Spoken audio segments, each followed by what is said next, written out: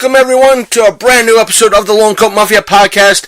It is I, as always, the Reverend Godfather, the show's main host and frontman. And this week, we're back to the usual routine, hopefully, and that means Big Candy is in Quasi Studio right now, or say, was in Quasi Studio. That means we're back to the Skype calls. I'm not really sure if you all out there like them, hate them, I don't know, but it was wonderful last week to have Joe in studio to talk about WWE and a few things that were happening that week. And this time, we have Big Candy back to tell us what happened and everything else. And I might be including another little snippet from an Art Bell show, but who knows? Because there's a lot of things that we want to get caught up about and relate to all of you. So here's that call. And please stay to the end of the episode because there might be a few other things to listen to on the back end. So see you on that side. Alright folks, yeah, we're back. And I don't know if I used a little bit of a thing to transition, but who knows, folks? Who knows? Only the shadow knows. Ooh. So we have, as you know, as I stated, we're back with Skype this week, and that reason is hateful. Big. You're hateful. You're like, thank God we didn't have that piece of shit Skyping in, because y'all hate Skype. Man, my numbers are great this week. Oh God, here comes Mr. Skype again. That's right, Big Candy's feeling better today, so therefore he's Skyping in. That's right, I'm Skyping in. You're fired. Fired. Kiss my ass. So, Big Candy, give us a little bit of an update. So, the reason I was out last week, and he said it was funny, it is funny, but it hurt. I was at my nephew's birthday party, and we were playing a rousing game of kickball, and I decided, oh, hey, that ball flew over my head at about 90 miles an hour. Let's turn around and chase it, because, you know, I'm not gigantic and old. So I spin around, and I take off, and I'm going full speed, and all of a sudden, I hear a pop in my ankle, and then my legs decided, hey, guess what? We don't want to work anymore. And I ate the ground going full speed and landed, I guess, rib first on a stump or a root or a rock or something and knocked the wind out of me. And I've been pretty much on the mend all week long, like feeling like crap, not sleeping all week long. I thought it was just your foot. I was like, oh, that's just a dum-dum. That's a dum-dum injury. The foot was the least of the worries. The foot was bad. It was what it was my plantar fasciitis from working in factories and warehouses my whole life. It came back because I was running. But I can deal with. Okay? That I can deal with. I know how to deal with it. The rib thing, oh my, coughing. I had the hiccups the other day. I thought I was going to die. Let me guess, to quote Super Dave, new pain. New pain. Yeah, so the only thing that saved me, and I thank Tim Patterson for this, listen to Dirtbag Podcast. He's on there. Him and his buddy do it like every Friday night. I knew that he had some, so I went ahead and asked him for it. He had this roll-on CBD ointment. And I'm telling you, like, I know this sounds like an advertisement. Sponsor us, please, because I would gladly hawk this crap. CBD oil works. I swear by it. Like, I rubbed that stuff on, like, literally all week long. I had to get my dad to take me to the store earlier today because I was afraid to drive. Right? So he comes over. This was about 6:30. Yeah, I was getting dinner ready. It was about 6:30 tonight, so only a couple hours ago. He brings it to me, and I put it on. Now, granted, I did take 2 ibuprofen before, but here's the difference. My arm still hurts because I didn't put anything on my arm. My arm was messed up too. I still can't lift it like above my shoulder. But that little bit of CBD oil that I rubbed on my ribs, this is the best I've felt in a week. Like I can actually like bend over and not die trying to put my shoes on. Like it feels amazing. I can't my left side feels better than my right side. Let's put it that way. And the left side's the one that hurt all week. Like, I'm excited because I actually get to go to sleep in a bed tonight rather than sitting in an office chair laying on pillows on my desk because that's the only way I can sleep. So, like, I'm super excited. Like, this thing worked. I will stand by it 100%. I don't care how much they want to charge for it. I'll buy it. I do shit like that at the laundromat. That's when I take my naps. Right? I don't use pillows on the folding tables, but, you know, it's just like the laundromat that I go to, it's like I can hide in the corner in the seat and just push that seat all the way back to the wall and just pass out for about 45 minutes or something like that. I love that. The only thing I'm always scared about is like pissing my pants or something. You know what I mean? Like all of a sudden, like you just get way too comfortable and you're just like, yeah, like it's been a really terrible. It's probably been one of my worst weeks. Like I've been in a funk and a depression, and like I wanted to do the show tonight. I was like, oh man, like you asked me like 4 hours ago, I would have told you no, I can't do the show. Right. That's what I was telling you like 4 hours ago. It's like, dude, don't, no. Yeah, it was doubtful because I was texting you. I was sitting in the van. I just got home because my dad took me to the store. I drove to their house, but then he drove me to the store, but I drove back home, and it was everything I could do to pull into the house. I was sitting in the van. I didn't want to get out because it hurt so bad, texting you before Tim came over and brought that stuff to me. I was texting you and him and Crystal, who's on set with Bottom Creek this weekend. She's out there. She's a production assistant this weekend on a movie. It's like one of the top 10 most anticipated indie horrors coming out this year, and she's doing her. Matt Burns is in it. Mel Heflin, people friends of the show are in it, and yeah, she's a production assistant this weekend. So she won't be getting home till like 1:30 in the morning. It's currently like 10 o'clock. So she's. Like I said, I'll let the folks at home in on this. Like I didn't want to force you to be on the show to aggravate things because I'm excited to come on because like this is like one of the fun things I get to do. No, because it's like I didn't want to be that asshole to force anybody on the show that they didn't want to be on the show due to whatever reason. No. You know, so yeah, no, even though yes, I can be an asshole, I don't want to be that type of asshole. Trust me, you're not an asshole like in that way. Because, like, this is one of the fun things I get to do during the week. I don't normally get to do anything fun. Like, I wouldn't say that. I play with my kid, and, you know, I go to work, and that's really it. So, my life's pretty much work and home and boring, and this is one of the cool things I get to do. So, I'm glad I get to do it this week. Even though it's on Skype. Ass. So, it's one of those things, and folks, we've had a very tragic week. It started. It's like, oh fucking god! Oh, it's not over yet. And the thing is, yeah, the weekend's not over yet because this about a week ago when we recorded last week's episode, which again, I'm opening the floor for you to. It's been 2 weeks since you were in essence in the studio to record. So I'll give you that. Well, let's put it this way. Update Saturday last week is when it started. We lost, you know. Yeah, it's when we lost great Art Bell, and yes. Here's the thing, folks. I scoured my computer for like the simple clips I thought I had on it.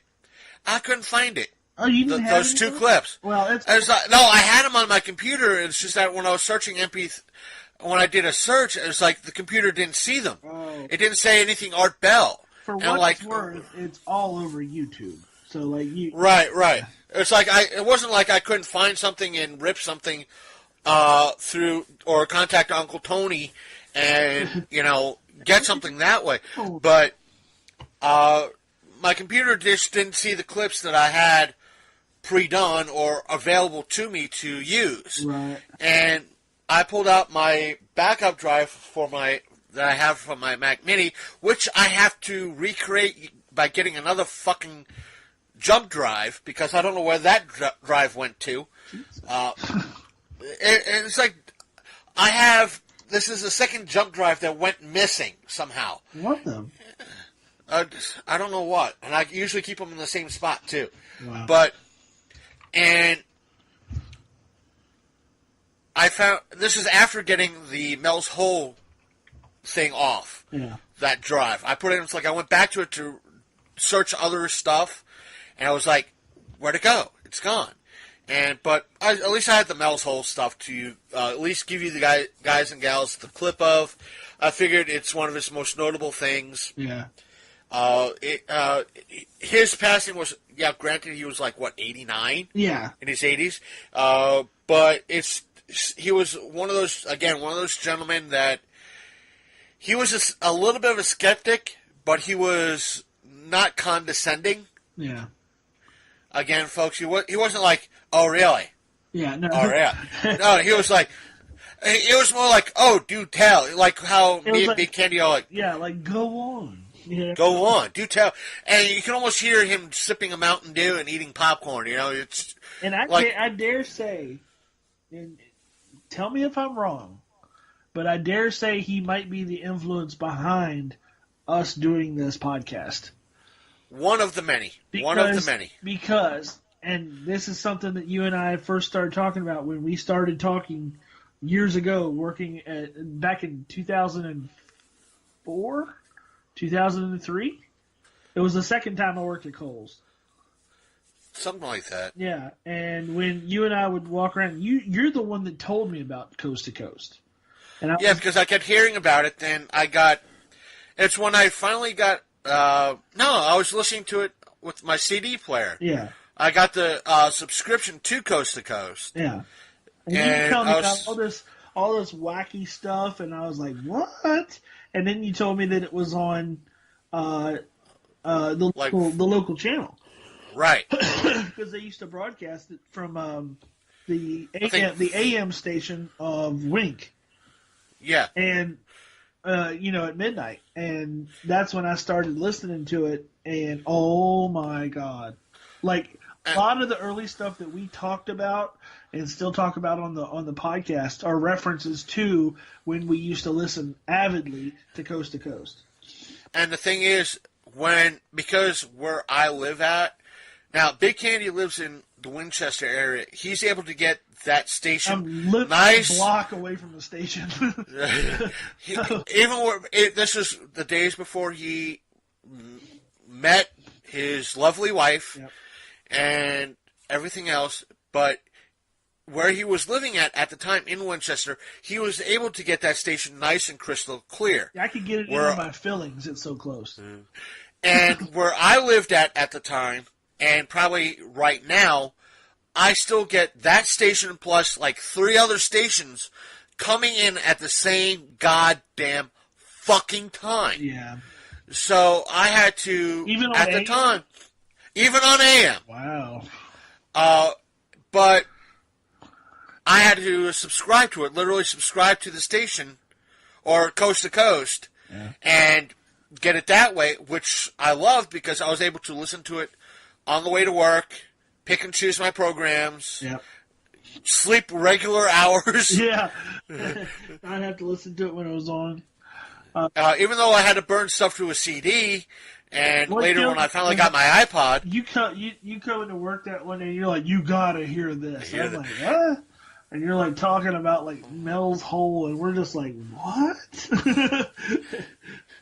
This guy. That's when we got Larry in on things, and he was like, he would act shit out, and it was like hysterical. To see a scrawny black man act shit out from coast to coast was hysterical. That was funny. It was like watching, I don't know, a Dave Chappelle sketch. It was that funny. But that was some of the best stuff. That the panicked calls from about Area 51, the calling lines, like all that stuff, and all that. You know, it hasn't been the same since Art Bell. You know, right. George Norrie did an okay job with it, and I don't like the Ian. I forget his last name. Yeah, he did an okay job. I haven't really listened to it. And the thing is, I don't think we really stated the leaving a car doing 80 miles an hour scenario, but that's where it first started. Was me. It's like, Big Candy, you got to listen to this. Dude, you just got to listen to us, and that's when. I lent you the CD. You took it home. You listened to it. The story is, Big Candy was listening to it in the shower. It got to a point that he had to just leave. Yeah. Mid shower. Yeah, just soapy and everything. I had to get out and walk. I was like, oh my god. And there were times I was driving. It was like I had to stop, get at it like a Sheetz or a parking lot, get out, close the door, and like I'm out. Yeah. I gotta leave for 5 minutes. No. No. Can't take it. Can't take it. Because there'd be like the trucker call in line. Oh, some of the best God. Stuff. Like, man, I was on the road last night and I saw this, you know, like this alien was riding with. Everything up until like 2008 or 9 or 2010 was the best shit ever. And like, I don't care if it was crazy people or if it was just made up. It was just good entertainment, like funny, like interesting, weird stuff that, you know, you could listen to, and it was like, it was well worth. And Art was like, he was like your friend, tongue in cheek, but at the same time he respected everybody, the guests, and right. stuff, so he was like your friends, like check this shit out. What that I was just told, yeah, you know, and you had the air. He didn't really believe it, yeah, but he was in like, dude, tell me more. We got people know, that want to listen to this. I liked his approach. Why blow the bottom out of it when you can just get an entire funny story or a crazy outlandish tale from it, you know? Just like egg the person on, almost, like, you know? And the thing is, there's been a couple times when he was a regular still on Coast to Coast, you'd hear him come, I think I said this last week, is that he'd come on and was like, folks, we almost had a situation here in the studio. The show would have been canceled for tonight. The reason being, the cat jumped on the keyboard. And it was just, and he'd be laughing over it too. Yeah. And it was like, oh dear God, that would have been so, and you would have felt it. You're like, damn, but still, it was like a funny ass story. Remember the one where like they're on the air and the guy calls in and freaks out, and then the show like blacks out. And right, that was like the Area 51, the infamous Area 51 call. Yeah, that one was crazy. If we get a chance, we should play it on the show. I'm sure. Like I have it. I found it. Oh, play it! Fucking play it. I'll tack it in somewhere. Okay, play it here. Dude, that is a major surgery in regards to Audacity. Yeah, I got to move shit around and cup. I mean, it's a fucking mess. Even if you do pause. Even if we do a pause. But the thing is, he was very respectful. As you heard from the clip at the end of the show last week, he just said, hey, he's going to be on. He's been, you know, it was just fun. Yeah. It's when you hear, if you heard us talk either before the show or after the show or the rare occasions during the show about the voice of God, it's that the Coast to Coast program has their announcer. It's like, welcome to Coast to Coast. That's the Coast AM. West of the rock. Right, call this number. Yeah. And we got when I say we got our voice of God, it's George Spike, that gave us. You're now listening to Long Coat Mafia. That's what made me so ecstatic to get that. Exactly, yeah. And because he was and I'm giving the man props right now. He became our voice of God. For sure. For sure. And he did a bang up job. And it's like, and we got it for free too. Yeah. And so major props, like looking up on Facebook, see what his prices are, contact him, and be nice about it. I don't know what his rates are, but he did a bang-up, lovely job for us Eventually, and 29 other people. Eventually, we should call him up and get him to do a whole new series of stuff for us. That'd be cool. That would be cool. I should contact him and see if he'll come on the show and talk about what he does. For sure. And for sure. That'd be interesting. And just to have him like 20, 30, even if it was like a 30-minute show, just to have him on, talk about what he's done and who he is and being a part of the Philadelphia, Pittsburgh radio circuit, because that's where I think he works out of. And so it'll probably be interesting. I got to poke him about that. For sure. That's all. But Art was that. He was our introduction. It was like, and the early days of Coast to Coast, listening to the shows, cutting the lawn, and these you got to figure, folks, back in 2003, 4, even up until like 2008, there was podcasting was new. Yeah. You had podcasts, but it wasn't as widespread as nowadays. Yeah, it's still a new, quote unquote, new thing. Like granted, there's a lot more now than there ever have been, and it's a lot more prosperous for certain people, and it's becoming normal. But it's still the Wild Wild West as far as like content goes. Like nobody's like regulating this. So like this is how we actually make one every week, and it's like there's nobody coming down on us. Like this is completely independent, and it's in that spirit that we kind of remember Art Bell. Like he truly was like an independent. Like he did his own thing, and that's where we get our. I think personally, I get a lot of what we do from him. Right, and it's. I enjoyed those early days of Coast to Coast. I listened to it while I was cutting my lawn when I lived in the old place. Yep.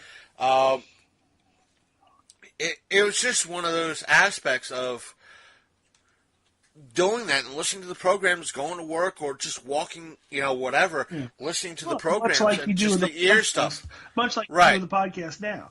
And the fact that like they were kind of ahead of their time with where they would like make it available to stream or download. It basically was the Coast to Coast podcast. Right. So, but after that day, after hearing the fortune, now I haven't heard in regards to what he died from. Yeah. I don't think the autopsy was supposed to be done by the end of this week. I haven't heard anything in regards to if they released the reports yet, but nothing was. Bet pneumonia. Probably, I think that's what he was diagnosed with. But the sad thing is, the next day it was that Sunday. Well, no, because there was one that was later that day. I thought it was Sunday. Or maybe it was Sunday. It was Sunday that it came out that R. Lee Ermey, Gunny himself, passed away. For those of you who don't know this gentleman, if you've seen the movie Full Metal Jacket, he was the drill sergeant in that movie. The story behind that was that he was brought in for that movie to be a consultant. Let me step back for a second. I spoke to a lot of Vietnam vets, and a lot of people think that Gunny was a little bit overrated. Really? They didn't have that much love for him, and some of the stuff that he told people was not exactly accurate. But so therefore they think he was a little bit overrated. But that's their opinion. And the guy that pretty much told me that he's overrated and he thinks Gunny's stupid was one of these crotchety, really old. Oh, dude, you would have loved this guy anyway. Right. But really old, knew his weapon. He was old, crotchety, and dude, if I knew he was still alive or something like that, I would have had him on the show talk about weaponry, guns and shit. And it was like, this is the kind of guy. Now, I'm not talking about Gunny. I'm talking about the vet I knew. We'd be in the call, and he out of it was like, I know how to completely dispose of a weapon. after a murder and no one will know how to find it. I'm like, oh my God. I gotta go. Look at the time. No, but he was fun to be around too. Sure. And this was the guy that actually got me to eat steak raw. Oh Lord. I mean, like rare, not raw, but rare. Because I was eating it like medium to well. He was like, looked at me and went, "Fucking pussy." And he's like, "You got it." And after about 3 weeks, I was enjoying steak like either rare or medium rare. Yeah. Like if it's on the grill for more than 5 minutes, you've overcooked it. Sorry. Right. That's it. It was like he was that type of person. Well, we're going here because they make their steaks best rare, not that shit over there. Oh God! Wow. Thank God you guys are paying for this shit, not me. I'm that way too. I ask for like either a medium rare or a rare steak when I go to a restaurant. If they bring it out and it's gray, I'll be like, I said rare. Like, I expect blood to be on the plate. Right. But this guy, I mean, he was fun to be with. But back to Gunny, a lot of what he showed and to bring the military aspect to light. And he did a lot of good for the military. Right. He was a good PR guy. And what he did for, he didn't do like stuff like mail call and telling folks about the military. He did a lot of. They needed somebody to be like Gunny. They got Gunny. Right. And in regards to Full Metal Jacket, the movie Full Metal Jacket, it's just that again he was a consultant on that movie as to the the training scenes, and he kept going. That's not how you do it. That dude's too nice. That drill sergeant you have is too nice. Let me do it. So they got rid of that actor, brought him on it, and he did the infamous scenes, and I guess his celebrity kind of grew, and from that, and wow, I mean he was probably a nice guy, a good guy to hang out with, but I guess it depends on the person. I like all celebrities. Yeah. To kind of quote Christopher Titus, everybody I guess has a douchebag credit. Funny thing about that, listen to I think it's his latest album that he has out in regards to douchebag credits, because he talks about him meeting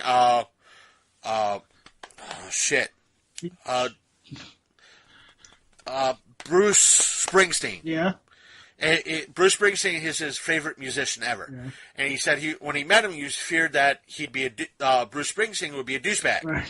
Because celebrities, you kind of overhype celebrities, and he feared that he said he wasn't. Come to find out, Springsteen wasn't. He was the nicest guy ever, right. And he said celebrities have a douchebag credit. He said part of the joke was Tom Hanks has the most. He has that surplus of douchebag credits. You can pick up a paper the next morning and see Tom Hanks punches nun, and the first thought to cross your mind is, "What did nun do?" Right? and he goes down the list, and I mean it's a funny thing. I could probably send you the link to that bit in reference to it. It's a real fun bit. But the thing about Arlie Ermey that I wanted to touch on. I'd read a lot of stuff about drill sergeants. Like, not being in the military myself, I don't know.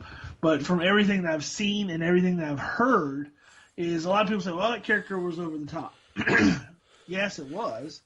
But at the same time, from what I understand, it was after Vietnam that they had to institute a policy with drill instructors that they had to be nicer. Because apparently a lot of guys were like, there was a high suicide rate. There was a lot of guys that just weren't making it out of like Parris Island. There was a lot of guys that weren't making it out of the military because the drill instructors were so damn mean. Like they would punch recruits. They would like physically harm you, much like Arlie Ermey's character in Full Metal Jacket. to where these guys were like physically abused, going into the military. But now it's a nicer, gentler drill instructor that he does not portray in that movie. In case you've never seen it, just go on YouTube and put Full Metal Jacket opening scene. It is like one of the best things you will ever see in film. I think the aspect of what he was trying to convey, and when you see something like that, is that you'd hate the drill instructor so much that when you finally got into battle, kind of like the aspect of Waterboy, all you saw was the drill instructor, and that's what you wanted to kill. Right. Was the person in front of you. And they showed that breaking point with Private Pile, where he shoots him eventually. Sorry, spoilers. But the movie's been out long enough. Oh, by the way, but I'm guessing that Vader's Luke's dad. The kid in Sixth Sense sees dead people, and Carrot Top is not that funny. So there you go, kids. Got fingered. So moving on. But not to mention what we found out on Monday.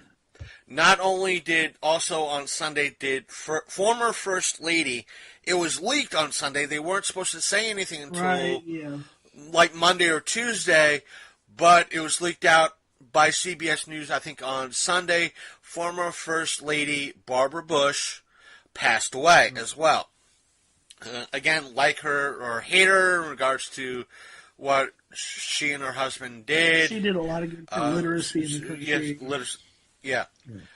Despite giving, we're going to leave Bush Jr. out of this. Well, we can forgive her for that, I guess. Okay, yeah. She kind of made up for it with the literacy campaigns and all that. Jokes aside, folks. But then that Monday, come to find out, again, no one really knows what happened. Former actor Harry Anderson passed away. That was rough. And the thing is, folks, if you don't recognize the name, you might recognize the name, whether or not, depending on how old you are. He portrayed Judge Harry T. Stone on the old sitcom Night Court. One of the funniest sitcoms that was ever on television. I could watch reruns of that right now and die laughing. And he portrayed. There was a humor columnist. I forgot what his name is. When they did kind of a sitcom based on his work, Harry Anderson played him. Plus he played one of the characters in the original adaptation of Stephen King's It. One of his biggest things though was like comedy and magic, and right. He was a stage performer as well. I guess you could call him a stand-up, but he did a lot of stuff with magic and stuff too. So it was just all simple magic tricks, and stuff to entertain, make you smile, make you laugh. And back when Hurricane Katrina hit, 10 years ago, give or take, he had a magic shop in New Orleans. And he was the person that kind of rallied everybody together to get everything cleaned up and provide support in New Orleans. Yeah. But I guess between then and his time of his passing, he moved to North Carolina, I think it was. Yeah. And they just found him in his home, unresponsive, I'll say it like that. And one of the last guys to make wearing a fedora look really good. Right. And he was just one of those. Yeah. And today, as of this recording. Wait, you missed some. Oh, who did I miss? There was I don't know who it was, but on, I think 420, 28-year-old, I think he's a dance music composer, Avicii. Passed away. Apparently, he was a big deal. I don't follow that kind of music. And plus, there was that wrestler that passed away too. Oh yeah, Bruno Sammartino. Yeah, I forgot about that one. Bruno Sammartino died the other day. But yeah, that Avicii died. And there was a Grammy, some Grammy award-winning composer, I think, passed away. I didn't hear about that. Yeah, all kinds of stuff. I mean, this has been a rough week in Tinseltown. Yeah, and today we found out, folks, that Vern Troyer, I think his name is. Yep, Mini-Me. Mini-Me, plus various other movies where they needed somebody small. I think he might have been in Harry Potter, too, as one of the dwarfs or something like that. He passed away today. Again, the story is still developing. We don't know. He had been. Didn't they put him in rehab or something recently? I don't know. There was a story. I want to say it was like last week, and where I had heard Vern Troyer was admitted something to rehab or something because he was acting crazy or something. So it could have been complications from that. But. And not to mention there were a lot of jokes. Friend of the show, Nick Hunt, said there was a lot of jokes being brought up in regards to Vern. I guess I think some of it was back in when he was on VH1 and got severely drunk. Oh my God, that was hilarious! Did you ever see that? Yeah, I saw that. But like that was crazy.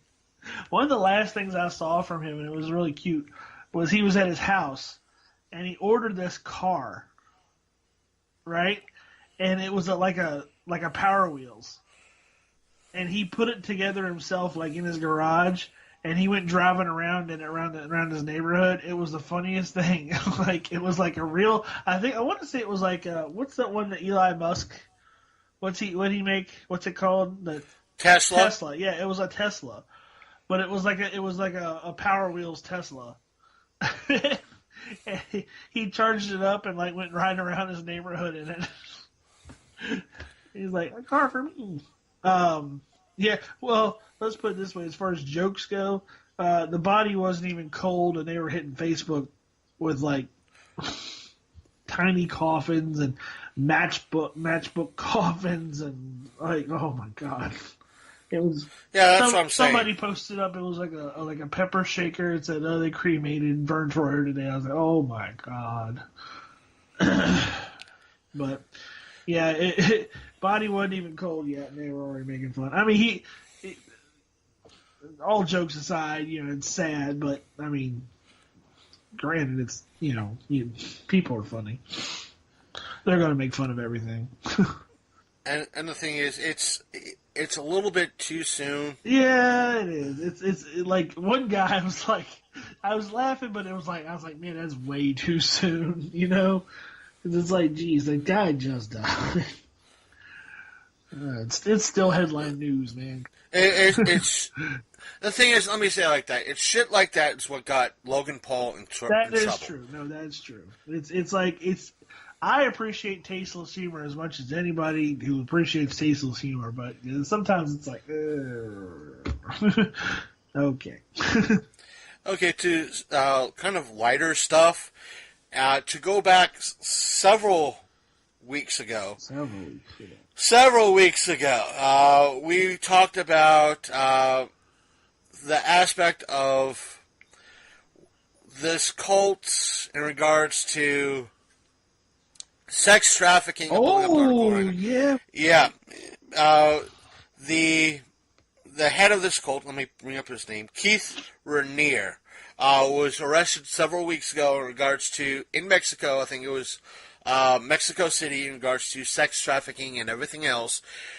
Today, or at least it came across, I think it was either yesterday or today, Alison Mack herself, former actress, Alison Mack, once known from the show Smallville, was arrested on pretty much the same charges. Oh, yeah. And the reason why I say former actress, even though they say actor, either way, we're splitting hairs at this moment. Right. Yes, we could say the tasteless joke. Yes, there are probably pubic hairs, but that's tasteless nonetheless. Wow. Yes, I went there, but too soon. Too soon. The main guy was arrested a week ago. Oh, more than 2 weeks ago. So, take that. But that's what she said. Oh, but sir. But Alison Mack was the reason why I say former actress is because, and some of the articles I read in regards to, right? Yeah, she won't be an actress no more. But the thing is, the reason why she stopped is because Keith talked her out of being an actress. That she was a recruiter for this horrible cult. Oh my god! And why'd they have to use such a cute picture over in that fucking CNN thing? I was like, oh. You mean the? I was like, why do you gotta be icky? Oh. The one that I posted up for our Facebook site seems a little bit more evil, even though it's like cute, but evil cute as well. But why do you gotta suck, lady? Oh. Apparently, probably that's what she did. No. But No, that's what you recruited other bitches to do. Right. Oh, of course. Right. Allegedly. Allegedly.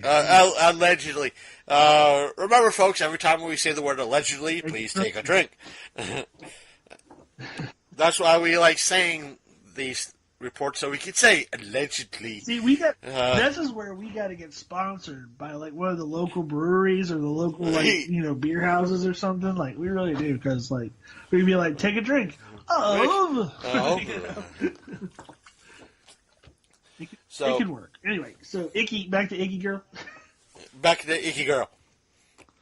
And see, the thing is, everything right now, because it's still got to go through the court, it's all allegedly. But the thing is, she was reported to be a key recruiter. Yeah. That's one of these things that always shocks me, even though, I'm a single guy. It's like you hear about like these sex trafficking. Yes, it's bad. Yes, these things are terrible, shouldn't be done. Right. Sex trafficking is wrong. I'm a strong supporter that, yes, prostitution should be legalized in a way. Yeah. Kind of how Nevada tends to do it, that everything is, that way, those protected. Right. I don't fully agree that prostitution should be legalized. It should be decriminalized, and they should be protected. Meaning that let me rephrase that. There should be a way for it to be presented in the best interest. That way, if someone wishes to engage in such practices, they're able to do so in a clean environment, a safe environment. That way, if there are people that wish to partake in it, they could go do it legally, and therefore the person who is providing said service could pay legalized taxes on it, both on the federal and state level. Right, and the person they're going into it not as a trafficked sex worker who is being forced against their will to do something, but somebody who wants to actually. Believe it or not, folks, there are women and men out there who want to actually do this for a living. There's people who don't mind having sex with other people for a living. Like there were I think our nymphomaniacs. Right. There are people out there that have went on record that done this illegally, and their defense was to the judges that they provide a service to those who cannot get an encounter that they offer any other way. Right. Meaning that if the person believes that they are too ugly or they are handicapped in some way, they provide a service for them to be able to have a sexual encounter with someone willing. I guarantee you a lot of crime, including rape, especially rape, would go down if they would decriminalize prostitution. Like, I really think so. I think if it was done right and it was done in, like you said, a clean, judicial environment. I don't mean like a sanitary bathroom kind of way, but like they do it in Nevada. The guy has his permits. He runs the bunny ranch. People go out there. They pay their security. Yeah. The women are checked. They pay their money. They do their thing. Nobody gets like diseases. Everybody's protected. Everybody gets what they want, and they go home. And that should be the way it is. You know what I mean? Yeah, those women pay their taxes, and it's like one of those instances where you're happy, I'm happy, everybody's happy. And they're making respectable money. They're not out there making like bullshit prostitute $5 handjob money with some pimp that's going to beat them up. They're actually making really good money for a really good service. And the guy is, he, as far as what I know and what I've seen, like they used to have a thing on HBO, I think. The guy is like a total like, gentleman to these girls. Right. But it's just one of those things. And the thing is, to hear stuff like this, again, see, we had that disclaimer out of the way, and of sorts. So that I could pick up the local paper, as bad as it is, and hear prostitution ring bust. I'm like, where is this shit happening? It's like, and it's like, when I had a car, it's like I could drive by that location all hours of the day and night and nothing. Yeah. I could walk by this location daily. Nothing. Like, where's this shit happening? I used to see it in Winchester. Oh my God. There was a house that was known for having prostitutes in it. And the funny thing is, they busted, probably in my lifetime that I know of, they've busted at least 4 different prostitution rings in Winchester. And there was people that I went to school with that were involved in some of them. But yeah, I remember driving by and going, "Oh, hey, that's that whorehouse." Because I mean, it was like right on the side of Cameron Street. Yeah. Like their front porch was basically on the road. And the girls were always hanging out by the door, always. One of the other things that before we get into the whole kind of situation that's been dropping in regards to... Did I share it? No. It's on a different app. The whole FanCon issue, I think that's the name of the show, the FanCon issue. I think you might know a little bit more about that, but there's one thing I want to talk about real quick, and that's the news in regards to a lot of people have been kind of divided over this. And that is news of Call of Duty Black Ops 4 coming out, I think, later this year. Yeah. The reason why the fans have been split is not so much the aspect of what it is. It's Call of Duty. It comes out every stinking year. Didn't it just come out with World War II? Yeah. This one is a little bit different. It's not going to be... There is not going to be any single-player campaign or story campaign. It's probably the same thing, a story or campaign. There's going to be none of that in this at all. So it's all MMO? Yeah, it's all multiplayer. Yeah. It's either going to be similar to, it's going to be either like deathmatch, all these different type of matches, games similar to... like a battle royale, like Fortnite, from what they said. That's what's making money right now, man. It's like Fortnite. It went from, "Hey, man, have you heard of Fortnite?" to Fortnite's the biggest game in the world right now. Yeah, and it's one of those things that I was trying to play it for a few minutes last night. As soon as I landed, dead.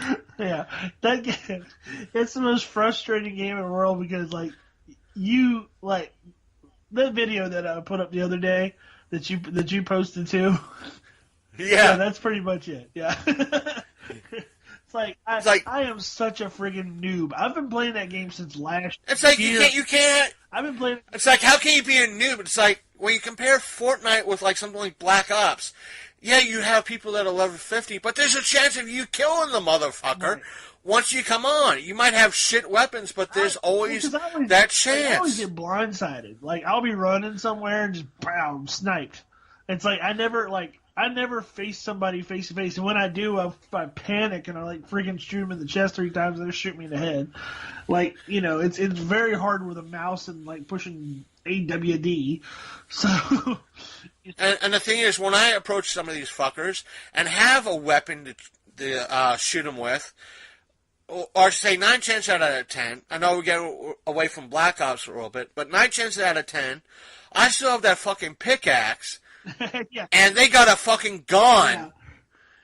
I'm like, you see me swinging away with the fucking pickaxe, at least let me have the fucking kill, goddammit.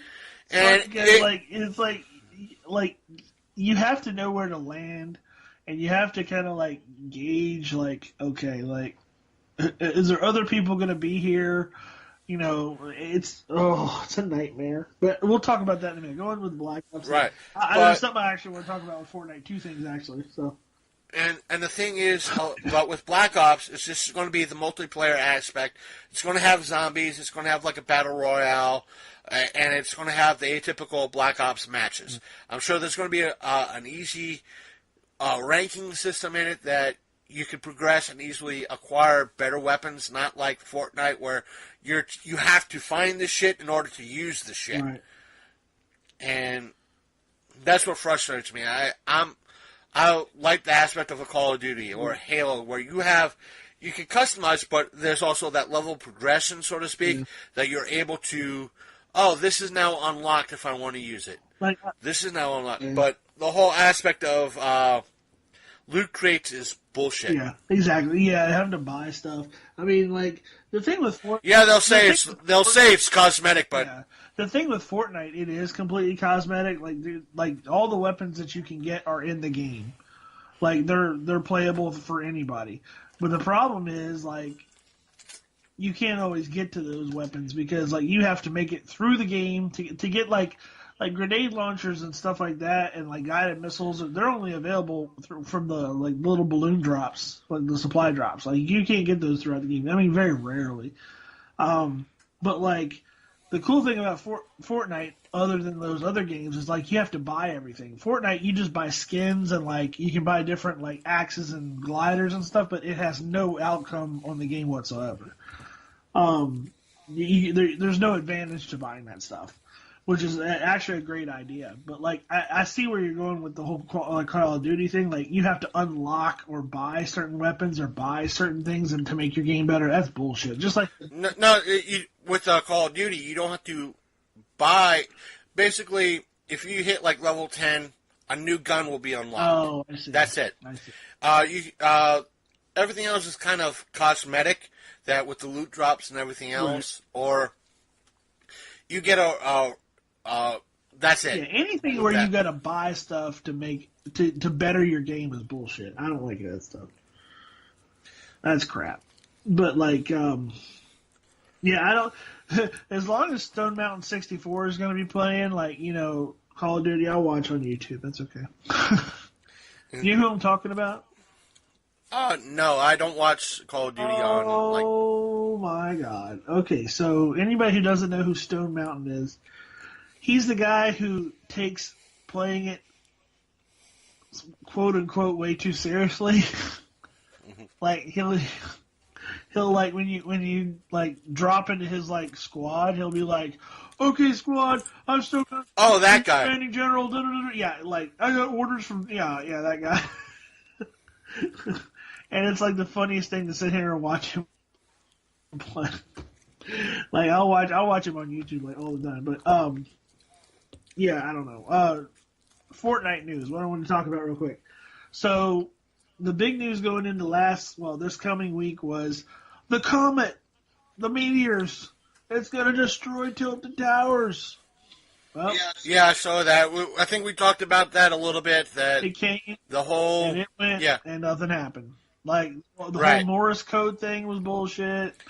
Everything was bullshit. Now, the comet's still there, and what we've seen, there's starting to be little shooting stars now, like little pieces, little fragments hitting. Have you seen these?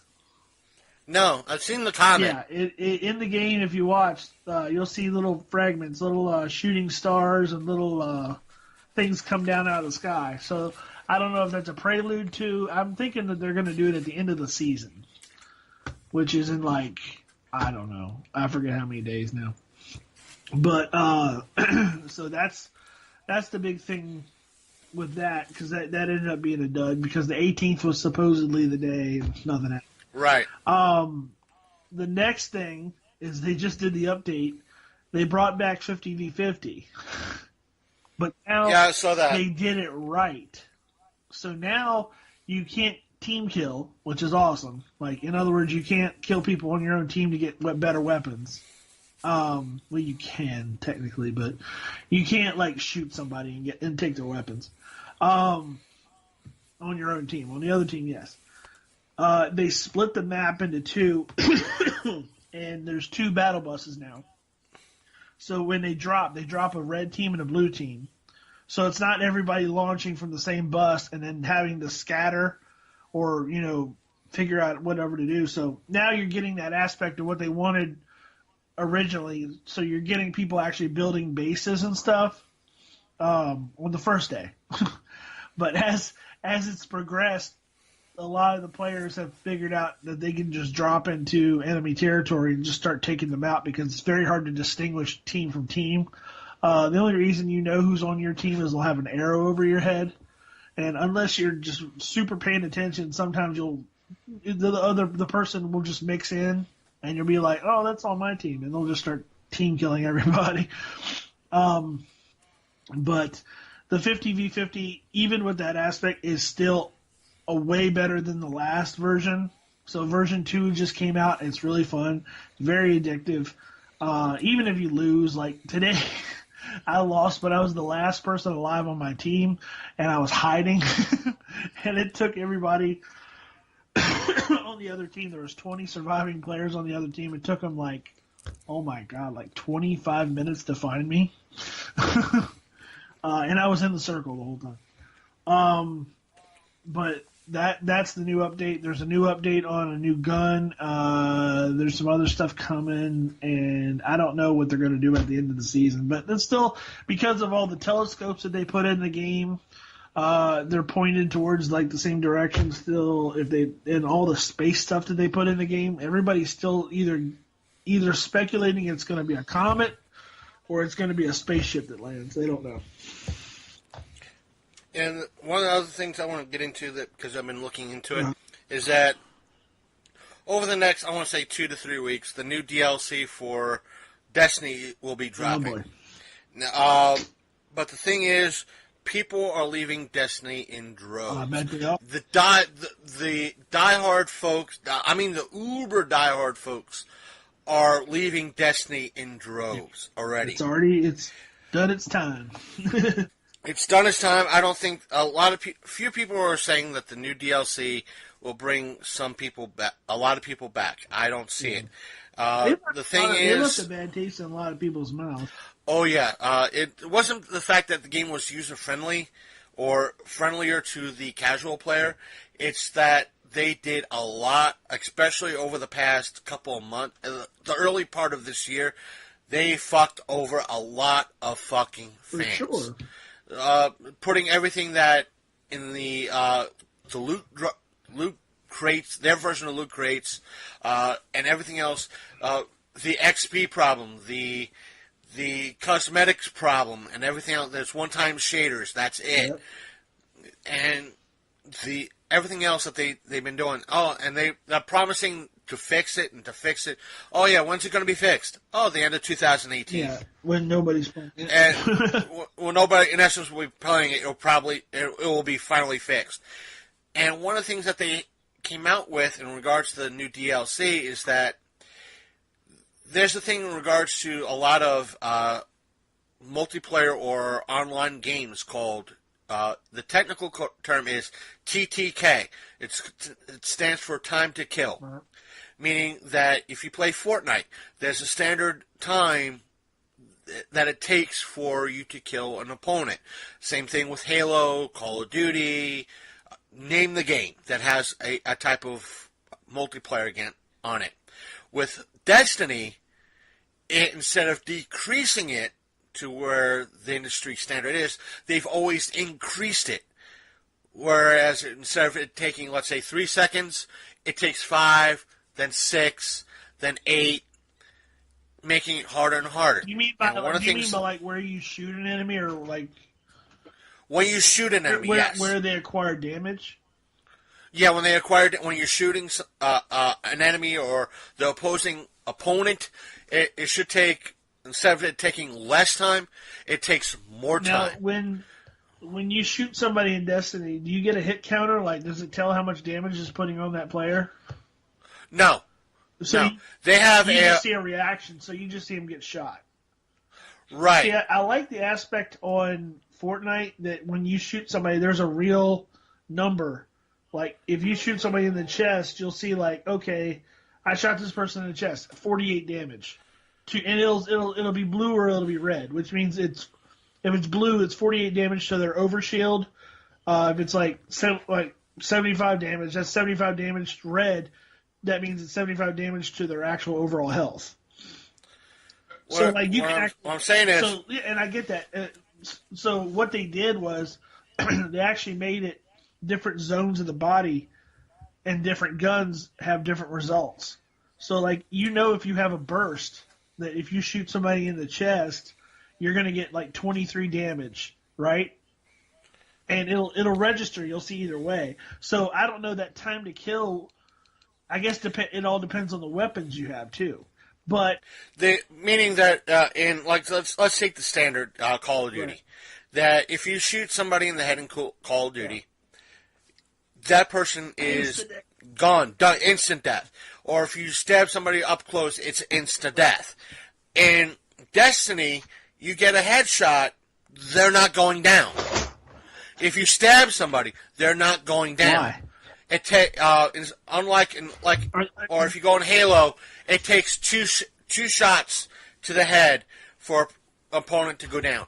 This time it will take 3 or 4 or 5 shots to the head, for that player to go down, because they haven't adjusted the time to kill for a basic standard. It's way too high, and with the new update, if you're going up against a level 50 player, instead of where, like in Call of Duty or Halo, if you're level 50, your standard time to kill is the same as a level 1. What?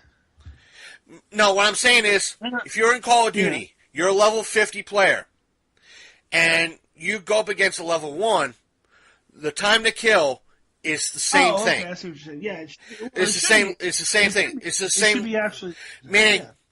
Meaning, if I'm the level 1 and you're the level 50, and I get up behind you and I stab you in game, you're going to go down and you're level 50. Same thing with me, or in Call of Duty, if there's a level 50 player that passes, I could take their gun and go against you. Right. And it's the same time to kill. And the current update that will be dropping or released with the DLC, if you are a level 50 player, you will be harder to kill with a lower meaning that if I'm a level 25 player and you're a level 50, there will be like a little skull above your head saying, I'm not going to be able to kill you. It's going to be if it is possible, it's going to be extremely difficult. Wow. Meaning they're kind of taking the Borderlands 3 approach, that if I'm that level 50, level 20 player going into your game as a level 50, every character is going to be a level, have that little skull and be extremely difficult to kill. Now, is the leveling, is that the character's leveling, or is that the armor's leveling? The character's leveling. See, that's bullshit. It goes with the armor as well. They grind for better armor, or I think there is some aspects where it's loot box oriented. See, and that's bullshit too. My thing is, any advantage that you can get to a game where you either have to pay for it, or that granted you earn it by playing, but at the same time, what hope does a guy, like if I started playing Destiny tomorrow, and this was applied like right now, and I started playing tomorrow, I wouldn't have a goddamn chance in the world of leveling up. I would have to find noobs like me and hope that I could kill them. And the thing is, with that, what their aspect is that they will put you in a match with some of these level 50s, because they'll do that so you could say, oh, I want that shader.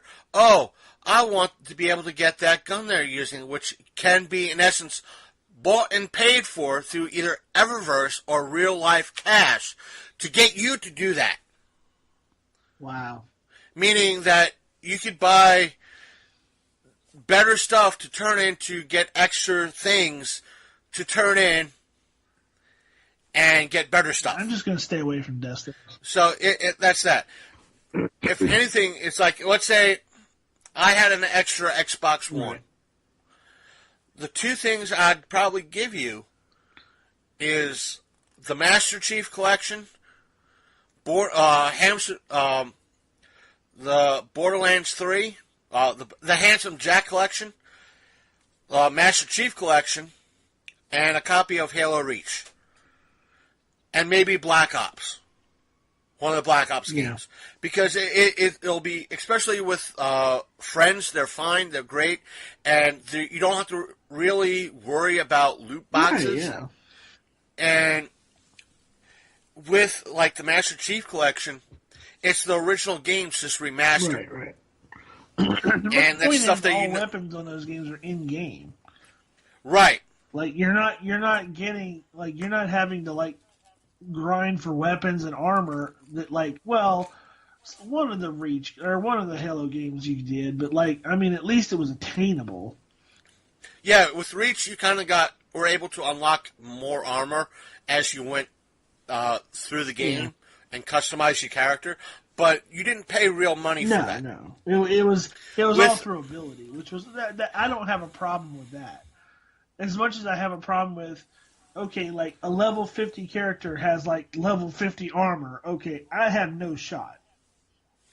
And yet they'll tell you, games like Destiny will tell you, oh, that doesn't matter in our multiplayer. Of course, bullshit. Yeah.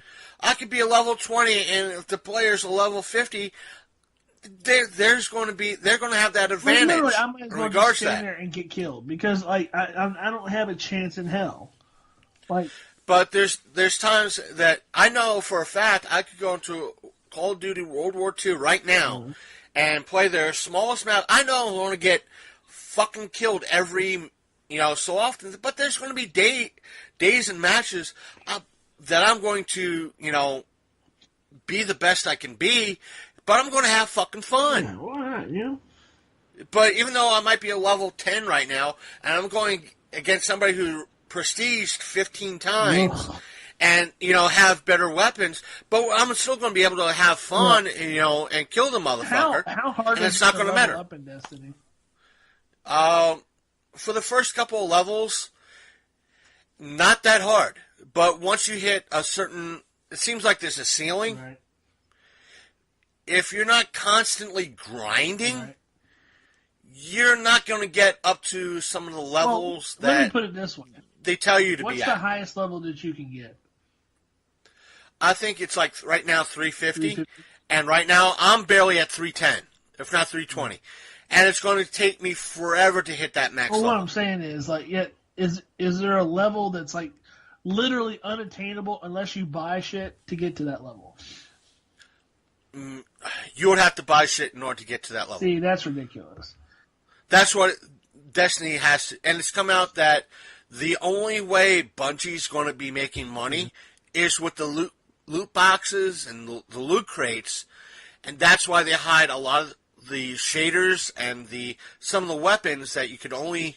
Meaning that if you disassemble... Let's say you go through Eververse and get something that is a legendary type of ordeal, and you disassemble it, you get a type of credit that you could use to get maybe something better. Oh, Jesus. And how much money are people making off of maxed out characters on Destiny? I don't know. I said, the quote-unquote pros are not touching it anymore. Well, yeah. But okay, let's put it this way. When Magic the Gathering was, like, huge, I don't know if it still is, but when it was, somebody would come in and they would max out a character and, like, basically build you a character that was, like, a level 90 or whatever the hell it was the top level. And, like, you could pay them real-world money. And I heard thousands of dollars being exchanged for characters and weapons. Yeah, for, like, it's easier to do in something like World of Warcraft that people would go. You can see it in some stuff. It's why I don't play Clash of Kings anymore because it's done there too. That they could go in, max out their character, and I guess it's easier to do in like World of Warcraft. They'll max out the character, get the best stuff, sell that character to, let's say, I could build it up to the highest possible, get the best equipment, because you don't have any time for it. I could say, all right, you want the character? If I didn't know you, $200, $300. You pay because you have the money for it. You now have one of the best characters in the game. Now, we talked about this on one of the older shows. Yeah, you can do the same. Remember that somebody was killed in real life over an imaginary weapon. Right. Yeah. And it was because of that kind of stuff, that kind of backwards dealing. Weird. Yeah. That's great. And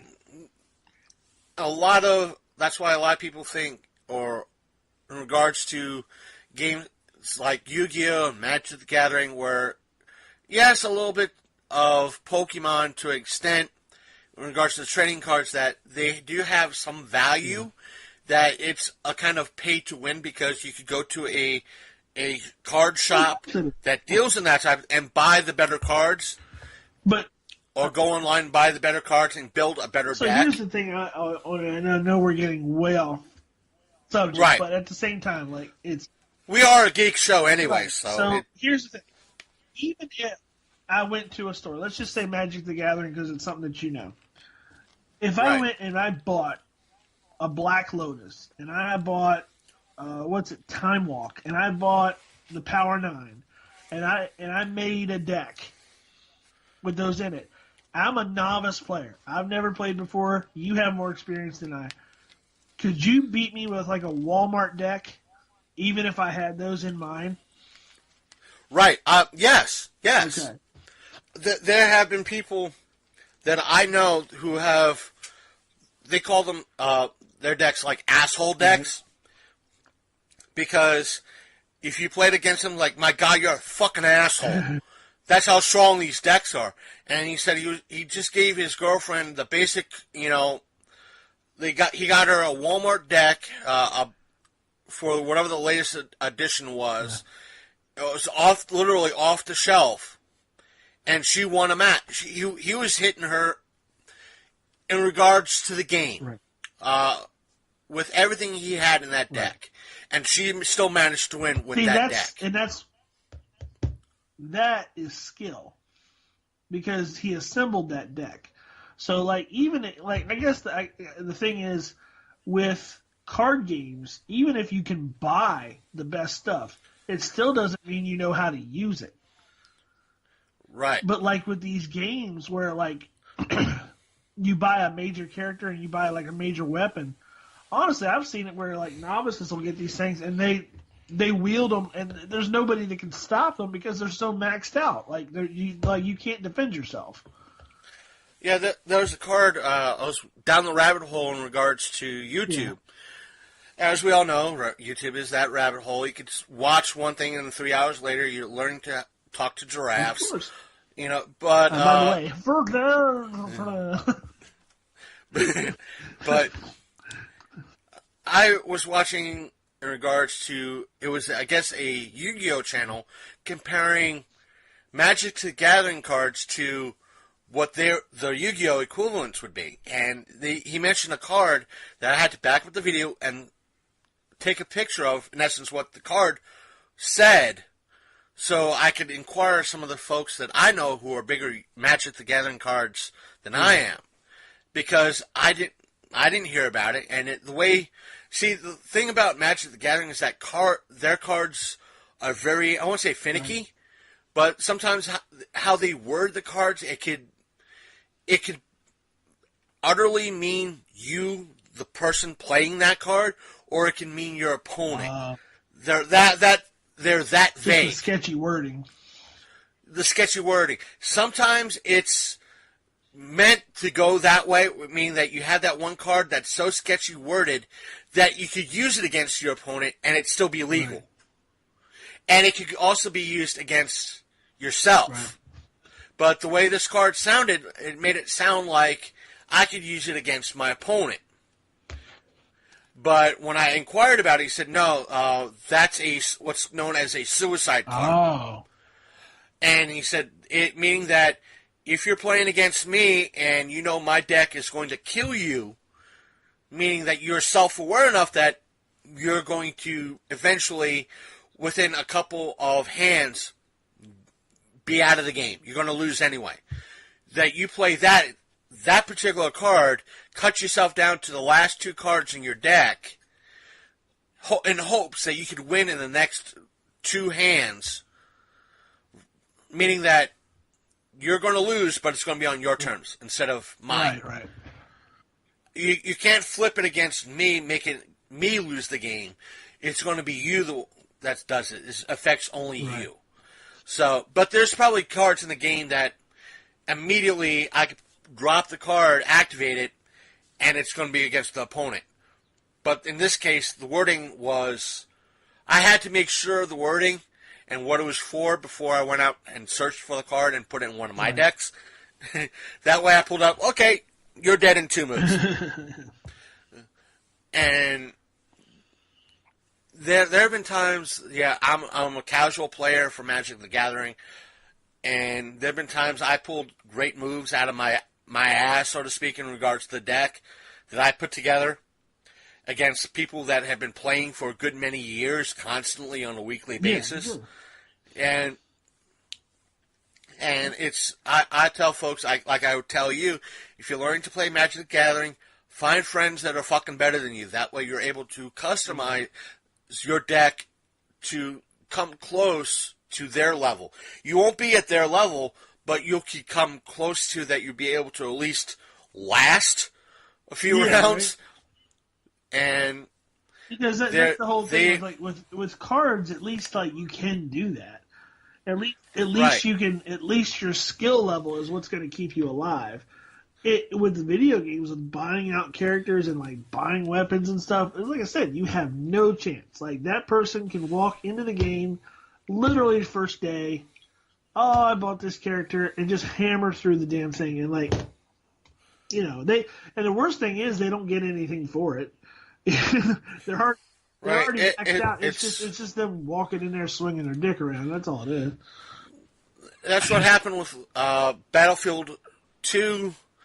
Star Wars, not Battlefield, Battlefront 2 with Star Wars last year. A lot of these game companies are doing is that they geared stuff that for those who have money that they could just drop $300-$400. I think when Halo 5 came out, Angry Joe did the math and figured out that you would have to play literally a week straight without sleep, more than a week straight without sleep, to get everything that the game offered, or drop several $1,000s in hopes to get everything through the loot crate system. And the same thing with Battlefront. Same thing. Either you would have to spend weeks, months with no sleep, grinding to get everything just to get the better stuff, or drop several $100s. I get DLC stuff when it either when one it doesn't impact the game. Like on Fortnite, that stuff's all cosmetic. It's just cool to have, but it doesn't make or break your game. I don't mind it then. It's but I really hate it when you could literally, they say you either have to spend hours playing the game or you could just spend this much money. Why should you have to spend any extra money once you buy a game? That's ridiculous. And that's what pretty much happened with Destiny as well. Again, when their first DLC dropped, when their first DLC for Destiny 2 dropped, half the stuff that was in the game was gone, was locked out from every other player. And they were pretty much went, oops, sorry. We didn't know this was going to happen, yet they knew it was going to happen. And that's why a lot of people, sad to say, have compared Destiny 2 to a very abusive relationship where They would literally damage the players, fuck over the players, and then go, oops, sorry, we won't do it again. And the players kept going back. But now a lot of the players are, that's the Bungie and whoever else owns Activision said, oh, but we love you, we're going to fix it. A lot of the players now, a lot of people that I know that normally would play aren't playing Destiny 2. They're playing other shit. And I guess they don't realize, there's other games out there. Right. Fortnite's probably taking a lot of the players Fortnite's now. like very, very huge. Like that game, it's taken over. I mean, it's the hot thing right now. It'll die off eventually, and there'll be something else. I mean, they're coming out with battle royale games left and right now. Like, yeah, you'll see it with. We're going to see it with Call of Duty. You'll probably see it with a bunch of other games too. Whatever's coming out, and not to mention, I don't. Wasn't so friggin' like buggy. People would play that more, but people don't play it because it's buggy.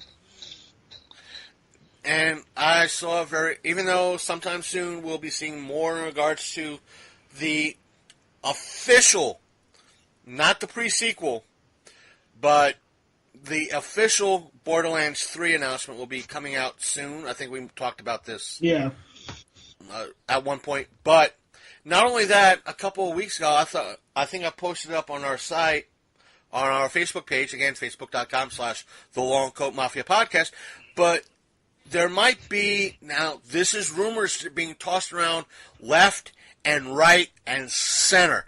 All they are is rumors. There might be a fourth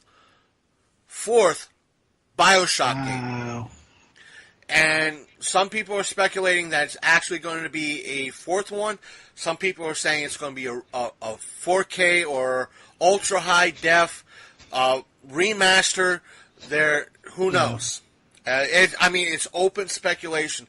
It's not like with Borderlands 3 where people are going to say, "Yeah, we're going to have a Borderlands 3 as soon as we're working on it. We'll be giving it to you. We'll let you know when everything's in full motion." This is complete speculation. So one thing I'd like to say in regards to video games, one of the games that my son plays recently, or that he's been playing since before anybody else was playing it, a lot of people, Bendy and the Ink Machine, it's finally getting its due. They're coming out with the 4th chapter of it, and now you can go to Walmart. They have the action figures for it. They have the plush dolls. And they even have little pocket keychains up in the where the baseball cards are, all for this little game that he played. He's been playing since he was like 3. Yeah. And I know ahead of the curve. All right. Right. He's a little hipster. Oh my god! Played it before it was famous. He was Bendy for Halloween last year, and the kids were going ape shit bananas. Like when he was walking around, we took him to the drive-in because they have a thing called Trunk or Treat, and we took him to the drive-in, and the kids were like, "Bendy!" I know for a fact that on the Xbox One shop section, Hello Neighbor is part of the arcade thing. But it kind of died off when they put out the final version. Yeah. People were super amped for like the alphas and the betas and stuff, and then like the final version came out and it kind of went cold. But I know that they're coming out with a part 2 for that very soon because of the popularity of it. And what else? I know they're doing something else with Cuphead, like because Cuphead kind of died off.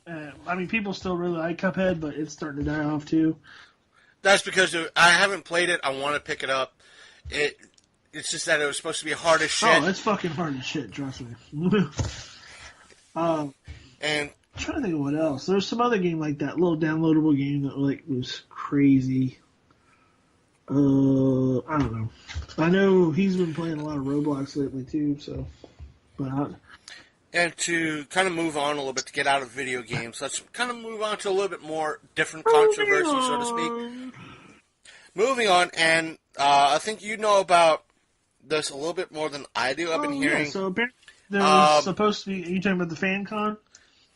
Right. Sharon, I think it's Sharon Rose Cosplay was talking about it. She's been at 4 State many times. I spoke to her many times at many of Matt's events. She's a wonderful cosplayer, a wonderful lady, very, very talented cosplayer, and she was supposed to be a guest at FanCon, Right. and she's one of the first. I first found out that it was canceled. Unlike that, I was going to go to it anyway, but still. Yeah, she was the first person, at least on my news feed, top story feed, that I found out that it was canceled. Right. Then I found out through Matt and the Fourth State page that, again, it was canceled, and that the people that stepped up was the Philadelphia Comic-Con. I think it was the Great Philadelphia Comic-Con. Right. Now, to step back a little bit, a lot of people on Sharon Rose's cosplay page were saying, are you going to go to Philadelphia? Are you going to go to the Great Philadelphia? A lot of them were saying, are you going to go to that one? Because that was coming up roughly the same weekend or something like that. And what was posted up to the Fourth State was, I guess, a letter or a post from the Great Philadelphia Comic-Con saying that the failure of this event, the failure of any event is unfortunate and regrettable, and we join with the fans. I'm reading what was posted up, and they said our show's motto is "Get Your Geek On," and they pretty much stood up and said, "Hey, on Friday, if you got a Friday ticket, you get to come in. If you have a valid ticket for Friday, and your name matches the name on that ticket, you get in free. On Friday. And then Sunday, free on Friday. Sunday, it's 50% off. I don't know about. They didn't mention. They didn't mention Saturday, but they did mention that's Sunday. The height of their guest day, and they just can't give away free tickets for that. I get that. Right. They don't. Let's put it this way: they don't have to do this. Right, but I might say, even though Big Candy did say it on for Sunday, if you have a valid Sunday ticket for FanCon, they will the Great Philadelphia Comic-Con will offer you half off on smart Sunday. Because that's the vendor day. That's when you go and buy all the vendor stuff. There's not as many guests. Some of the guests are still there, but it's mainly a day that people go. The Sunday of any con is when people buy. That's usually the shopping day. So that's smart on their part to actually offer that for the Friday and that Sunday. That's awesome. Like I said, they don't have to do this, but they are also very smart because they're going to garner every bit of business that they would have lost to Baltimore by having people come here. And also, it's kind of controversial in that. So FanCon was going to be in Baltimore. Yeah. Universal FanCon. But here's the thing. I think there's a little bit of controversy in the fact that I don't know that it would have even happened.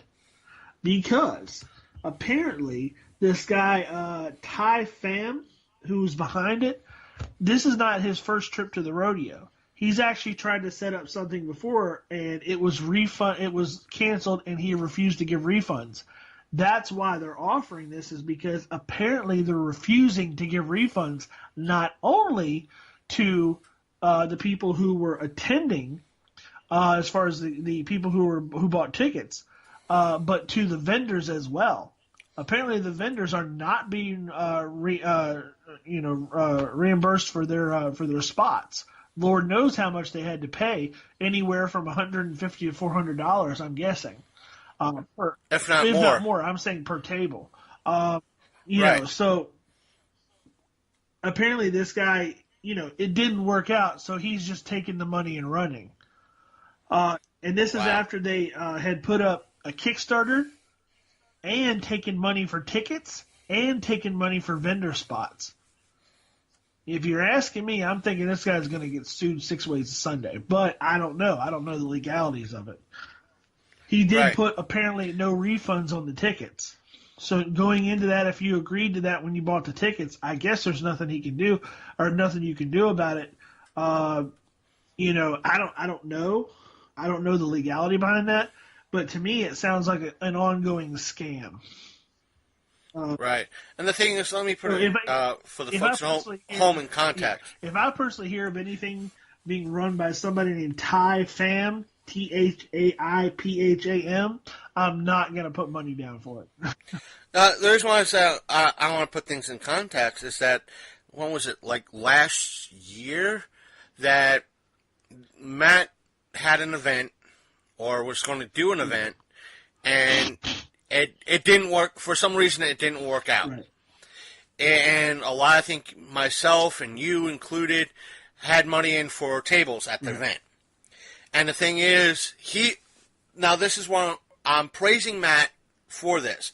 He changed the date, changed the venue. He said, if you had a table at this event at this time that was canceled, we're going to give you a spot at this event. At least he was owning up to it and kind of said, if you're able to make it, he tried to make good. He made good. That's why I'm praising Matt. You know Matt's going to come through. He's not trying to rip you off. Right. This guy apparently said the same thing to the vendors. He said, your spots and to the ticket holders, your tickets are still valid for whenever this thing goes on. Also, your vendor spots are still valid for whenever this thing goes on. Here's the thing. Apparently, there's no hope of this thing ever happening because it's been 2 years in the planning, and then all of a sudden, 10 days before it, he cancels it. Come on, I'm thinking the guy screwed up at some point, and this was intentional. My question is that if granted, I wasn't following this event. I don't know if he had any celebrity guests. I know. He did. I know Billy D. Williams was on there. But that means he still got Billy D. Williams still has to get paid. Yeah, well, if he was even actually contractually obligated to be there, right? He could have just been throwing out names. You never know. I mean, that's between Billy D. Williams and the Universal Fan Con. So, and that also depends when you have somebody like Sharon Rose Cosplay going there. You don't know if she actually bought a table to be a part, or if she was invited. To be a part of this event. This whole thing is scary to me. I'm sure it would be scary to Sharon Rose Cosplay because, listen, if I was to put out money for a table to vend, that's a big deal to me. Yeah, especially with someone like her, either like you as well. Let's say because both you and I have been behind that table. And obviously, she's probably been behind that table much longer than you and I have. But to someone like you and her, that's money, extra money in your pocket. Well, sometimes it's extra money. Sometimes it's money that the business depends on. And so, pretty much, my horror geek business had to take a liaison, had to kind of call it quits for a little while because I had a bad show. I literally didn't make $1. I made $1 at a show, and that was all I made back. And, it didn't pay for the gas, it didn't pay for the food, it didn't pay for nothing.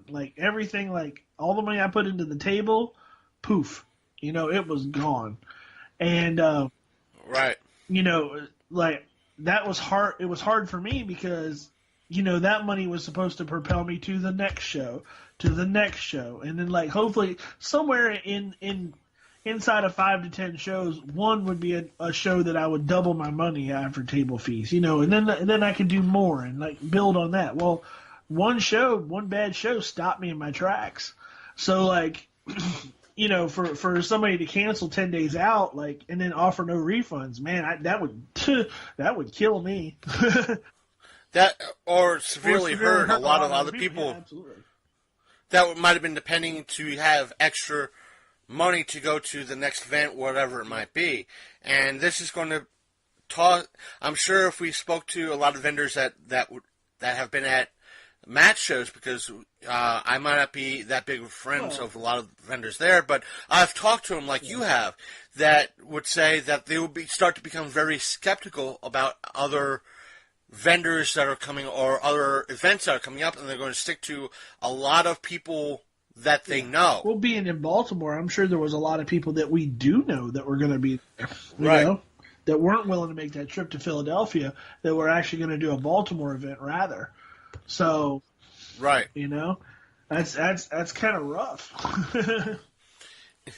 And on my end, it's just like, here's a Baltimore event that could have been, I don't know where they were having it, at a hotel or the convention center, but if it was at a decent-sized area, you're at minimum looking at levels of attendees, if not more. So you're looking at between 1,000 to 10,000 people showing up at this event, and that would have been a great promotional opportunity for me. And all of a sudden, here's this utter fuck you. We're not having it anymore.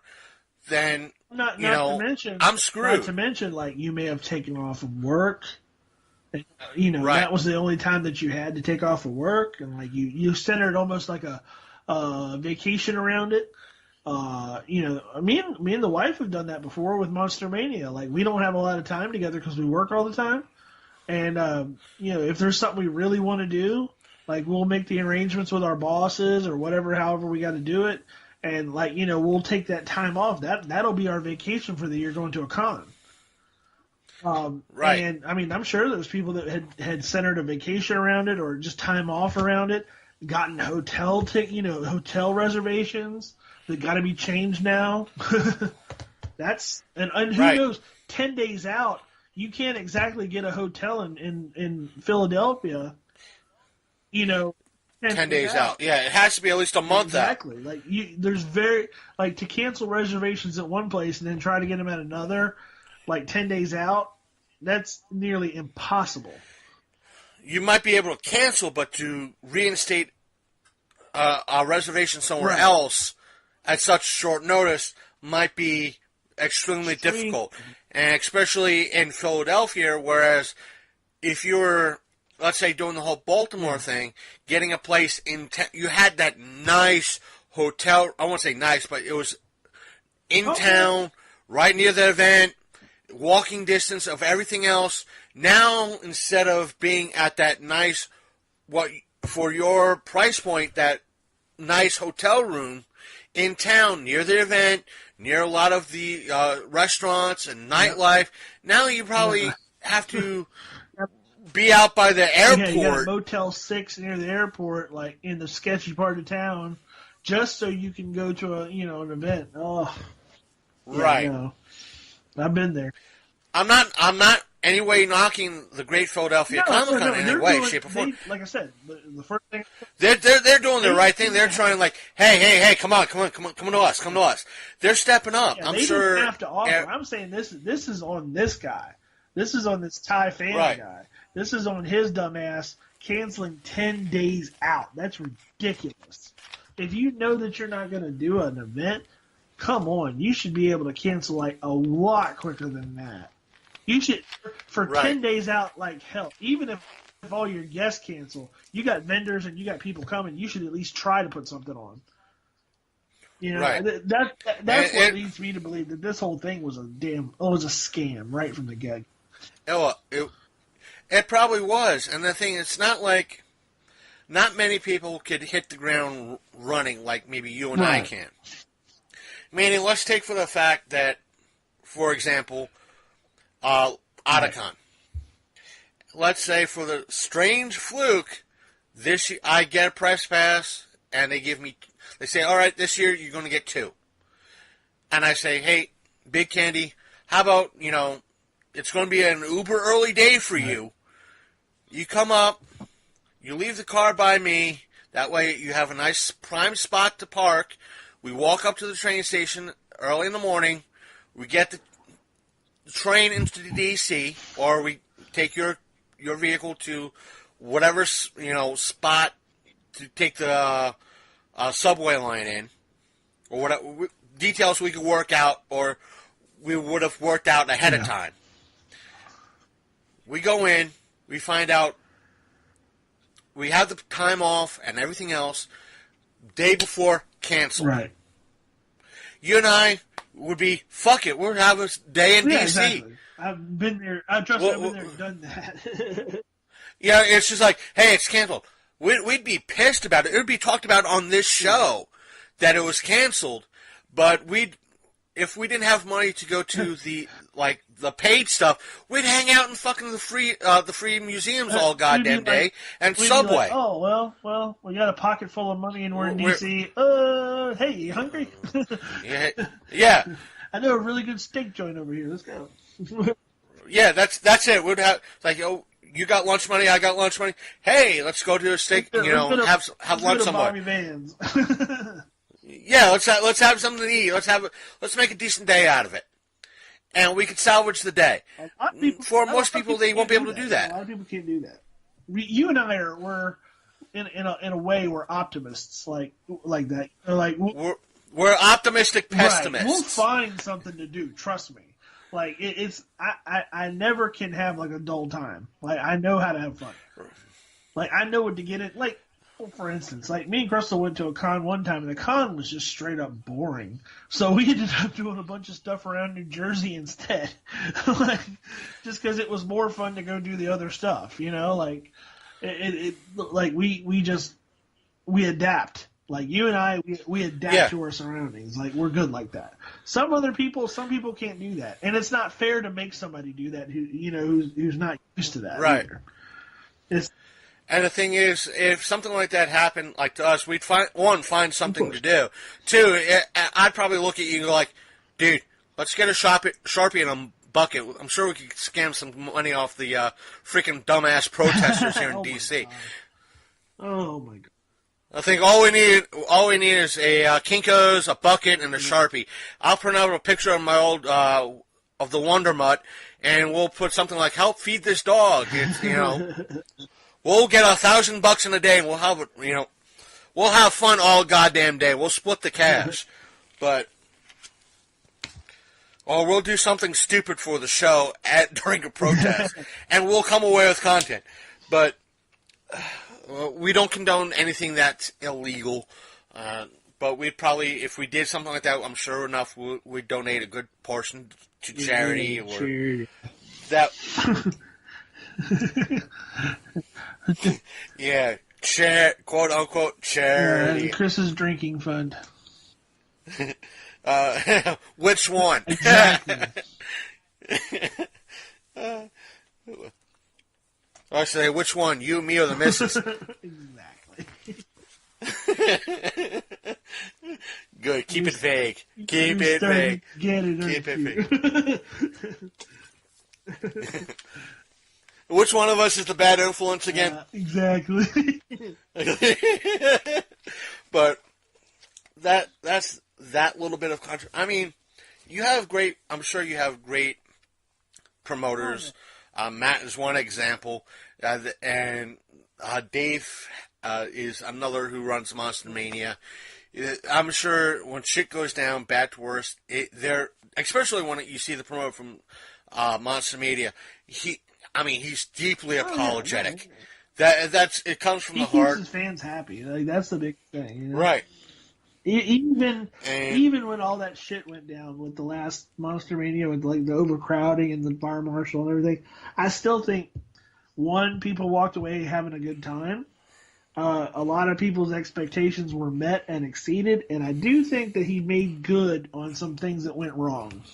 Even like the people, the people that got couldn't come back in for whatever reason and all that stuff. I think he made good on some of that stuff. Yeah, it's obvious that they saw where the problems were at, and they're hopefully looking to progress. And they definitely are, because if you look at the site for the Hunt Valley show, they're not promoting 6 headliners yet. So far, it's just Robert Englund. So that's the good news. I don't know which one I'm going to go to. It's still up in the air. I don't know if I'm going to hit up Baltimore Comic-Con or Monster Mania this year. So that's your choice. That's your choice. That sucks that they're on the same freaking weekend in the same area. Like, technically, I could hit one up one day and one up the next day. But it's like, I don't know if I want to do that or not. It's choices. Yeah, right? Choices. Oh, my God. We're so spoiled. And I mean, it's one of those things that part of me wants to say is like, in regards to it's like, can you keep me in the loop, Yeah. please? But I don't want to be I don't want to be that guy, you know, in regards to that, and you know, especially when it's something that you might want to do with the wife and kid.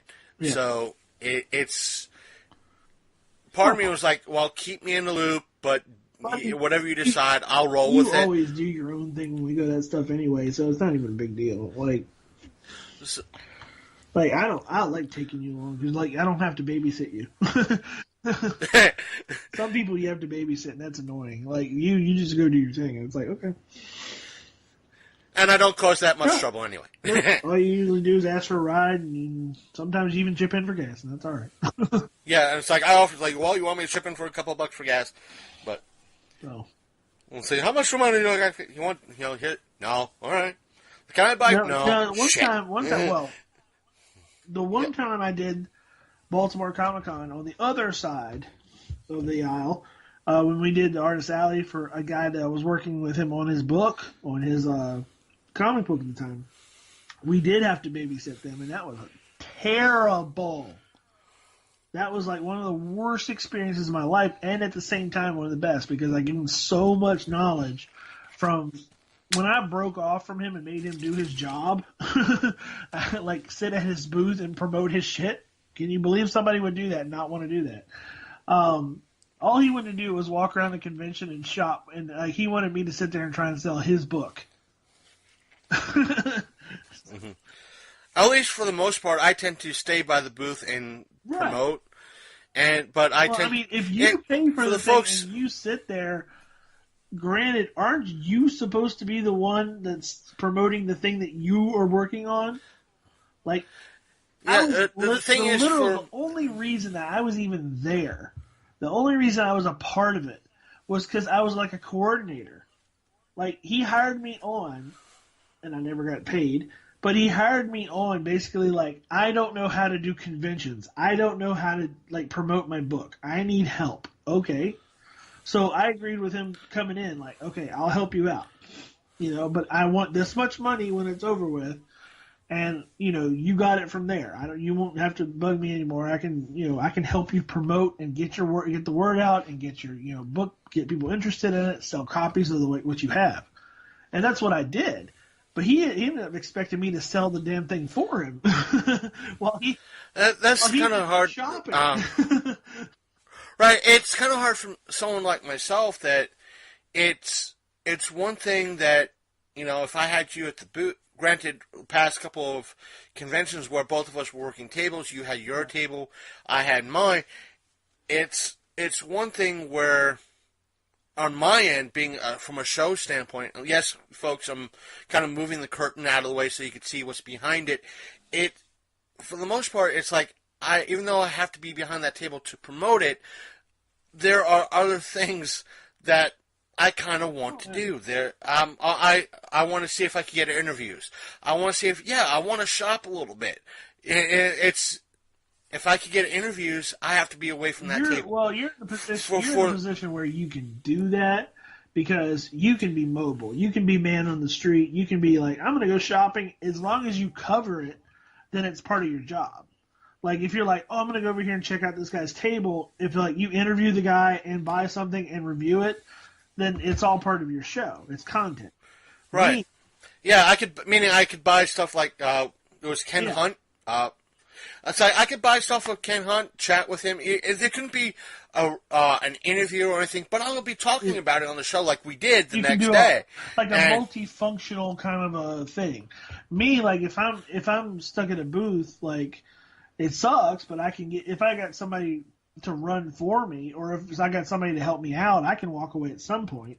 But it's kind of like when you have a rock and roll show or something at a bar, like, and you're the guy running the door. You just you're not going to get to enjoy the show. You just have to sit there. And it's at that point my business mind turns on, and I'm like, okay, I'm here to make money. I'm not here to run around. Like, it's like, if I'm not making money, I shouldn't be spending money. That kind of thing. So like, for me, it's different. For you, you can turn any aspect of your day into content, and that's awesome. Right, like walking around with just walking around. If I'm filming it, it's content. Or I could film stuff that I could use as B-roll or put it to music or something along those lines. It can, in essence, become content. Yeah, for sure. So that's the good news with your end. And that's why, like I said, I don't mind taking you. I don't babysit. You go do your own thing. And good chance I'll be walking around like, hey, even though I don't have a press pass, I'm with this organization, and can I get an interview? I don't want to get in trouble if I'm not allowed. Yeah, I still think that was a good idea, what we had the last time about, issuing press passes for a certain amount of money. I think that's a solid idea. I think that and especially if you can grant people with press passes interview time and offer them a room to go to do their stuff, included with that, maybe as a premium. I think that's something that we should talk to Matt about. Be like, introduce this, maybe it'll go nationwide, so people aren't getting. In other words, promoters won't be getting ripped off for press passes anymore. They'll be offered as press passes to people who have, or a tier thing, like Matt. Something I could speak to Matt about. It's like, listen, Matt. Like what happened this past spring. It's like, I wasn't sure until last minute this might be a good idea for you. Because I wasn't sure last minute whether or not I would be going to your show. Turned out I was. How about this? You offer, instead of it being $15, let's say 25 or 30. $25-30, you issue me a press pass for the day. For the day, $30. If it's for the weekend, $60. It's a guarantee. That way, if I know last minute and I have $60, I've got a press pass from you. That way, you make money, and I'm able to get content. And you're still contributing to the show, but you're paying for your spot. In other words, you're paying. You don't have to get a table. It really doesn't make sense for you to have a table. If you're a sponsor, you should be able to put up a banner. You know what I'm saying?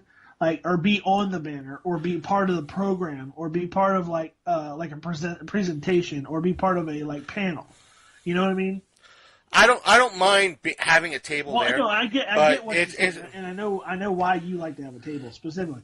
But what I'm saying is, if somebody like you comes in and they don't technically need a table to get, it's like it gives a way to give Matt an option. Like, listen, Matt, I know I want to be at the event.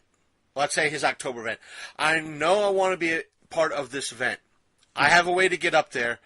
Let me be press. Let me be media. That way he could issue me a media pass.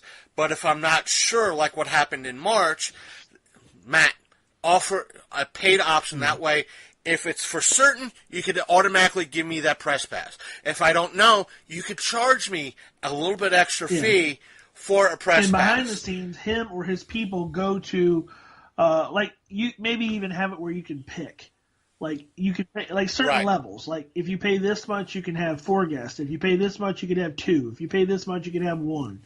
Have his people go to their agents and say, hey, what we're offering is the press to have, a guaranteed interview with you. They're paying extra for it. That money will either go to them or go to, whatever. Or it just guarantees you time with somebody. So that way they can arrange it to where they're in a room, you guys are by yourself, you got a certain allotted time, maybe 30 minutes to do an interview. You sit down. Like a brief little junket. Yeah, you sit down and you do the interview, you shoot some video, take some pictures, and then everybody's happy. That way it's not you don't have to take somebody away when they're trying to do something, or trying to eat lunch, or trying to sell autographs or something. It's an allotted time, either during the show or before or after the show, that you can take care of a guest for your stuff, but you've paid for that time. And I think that would be a really good idea. That way, like I said, I like your idea. It's a way of saying, all right, we can have our own press of people like Matt saying, I trust Josh from Victims and Villains. I trust Reverend Godfather and Big Candy from Long Coat Mafia Podcast. I want those two organizations part of my organization when I put on the show. So if they hit me up ahead of time that they want a press pass, they got it. They got it. They're part of it. They're part of us. They're going to do me justice. But let's say something happens, they can't be a part of it until last minute. All right, here's what we're going to do. Let's offer it not only for them, let's offer for everybody else too that can't get in right away. A silver, a gold. Let's say silver, gold, and platinum. Silver is or a copper, silver, gold, and platinum. Copper is just basic admission. You get press, but no guarantees over celebrity interviews. You got a press pass. But you have all access. Silver, guaranteed interview with like one celebrity. One guest. Platinum, gold is 2. Platinum is, let's say, 3. For the sake of argument. And each one is a different price point. Or silver or gold is also a sponsorship. We'll put your name on something. Platinum, bigger name. Right. Bigger name. We'll put your name on the banner. And like platinum, you get a panel, or something. Something like a panel is presented by like Long Coat Mafia presents blah blah blah blah blah. That way you get your name out. Yeah, you get a guaranteed panel, or like I know Matt tends to like to have me as a panel host. That because he trusts me, or Josh had a panel one time. I forgot who the other guy that comes in who does cosplay reviews. He had a panel this past event, or not this last year. He had a panel. I think he couldn't make it last minute, but you know who I'm talking about. Well, and the good thing about this method would be, you're going to pay a little bit more as a member of media, but such is life. You have to pay for everything that you do anyway. Right. And that just says it's not. It also keeps out that element that they don't want, where they're trying to say it's people getting free entry for nothing. Like, you get a press pass for free. Well, no longer. If you pay for a press pass, well, now you're paying for entry into the event as well as you're guaranteeing content.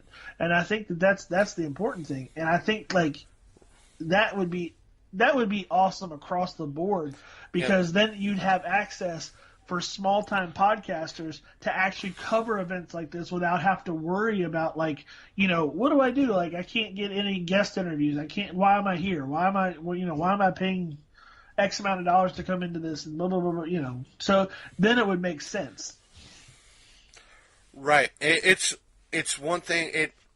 If you're at an event like, granted, we're using Matt as an example.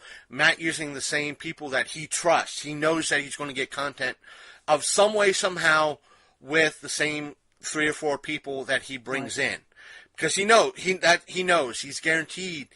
He trusts us. He trusts his victims and villains. He trusts maybe 1 or 2 other people. He trusts the hub, but he might not trust Podcast X or whatever, Geek Podcast X. But it's also not to say that you can't come in there with an iPhone and film. It's not barring that. It's just what it's doing is it's separating the people who are there working from the people who are there, possibly working, but also there for leisure time. They're not going to get the same benefits that you're going to get.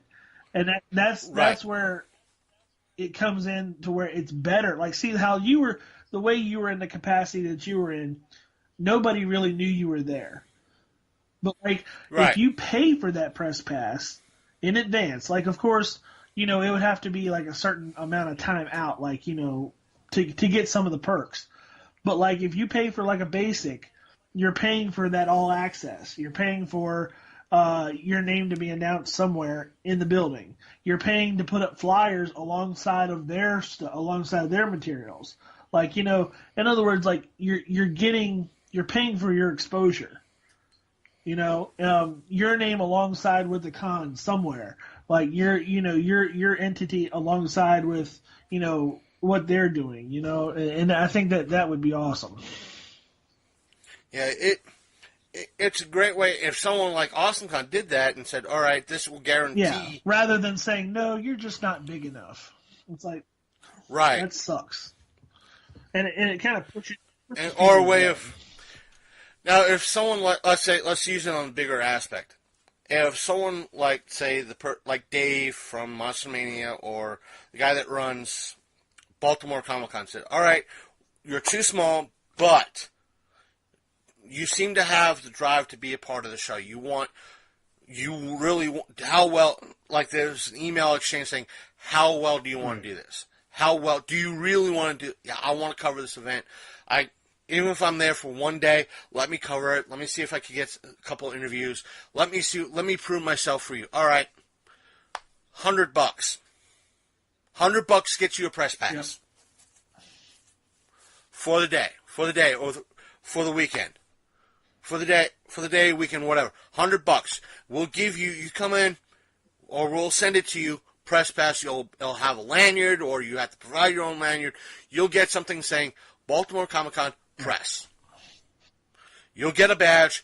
Come in, show it to the guy at the door, or gal at the door, and you'll be able to walk right in and do your thing. In other words, like you can take pictures of celebrities, and you wouldn't have to pay extra for them.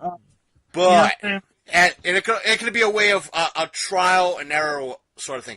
But if you don't provide any content, next year we're not going to make this offer for you. No, that's smart. That's very smart.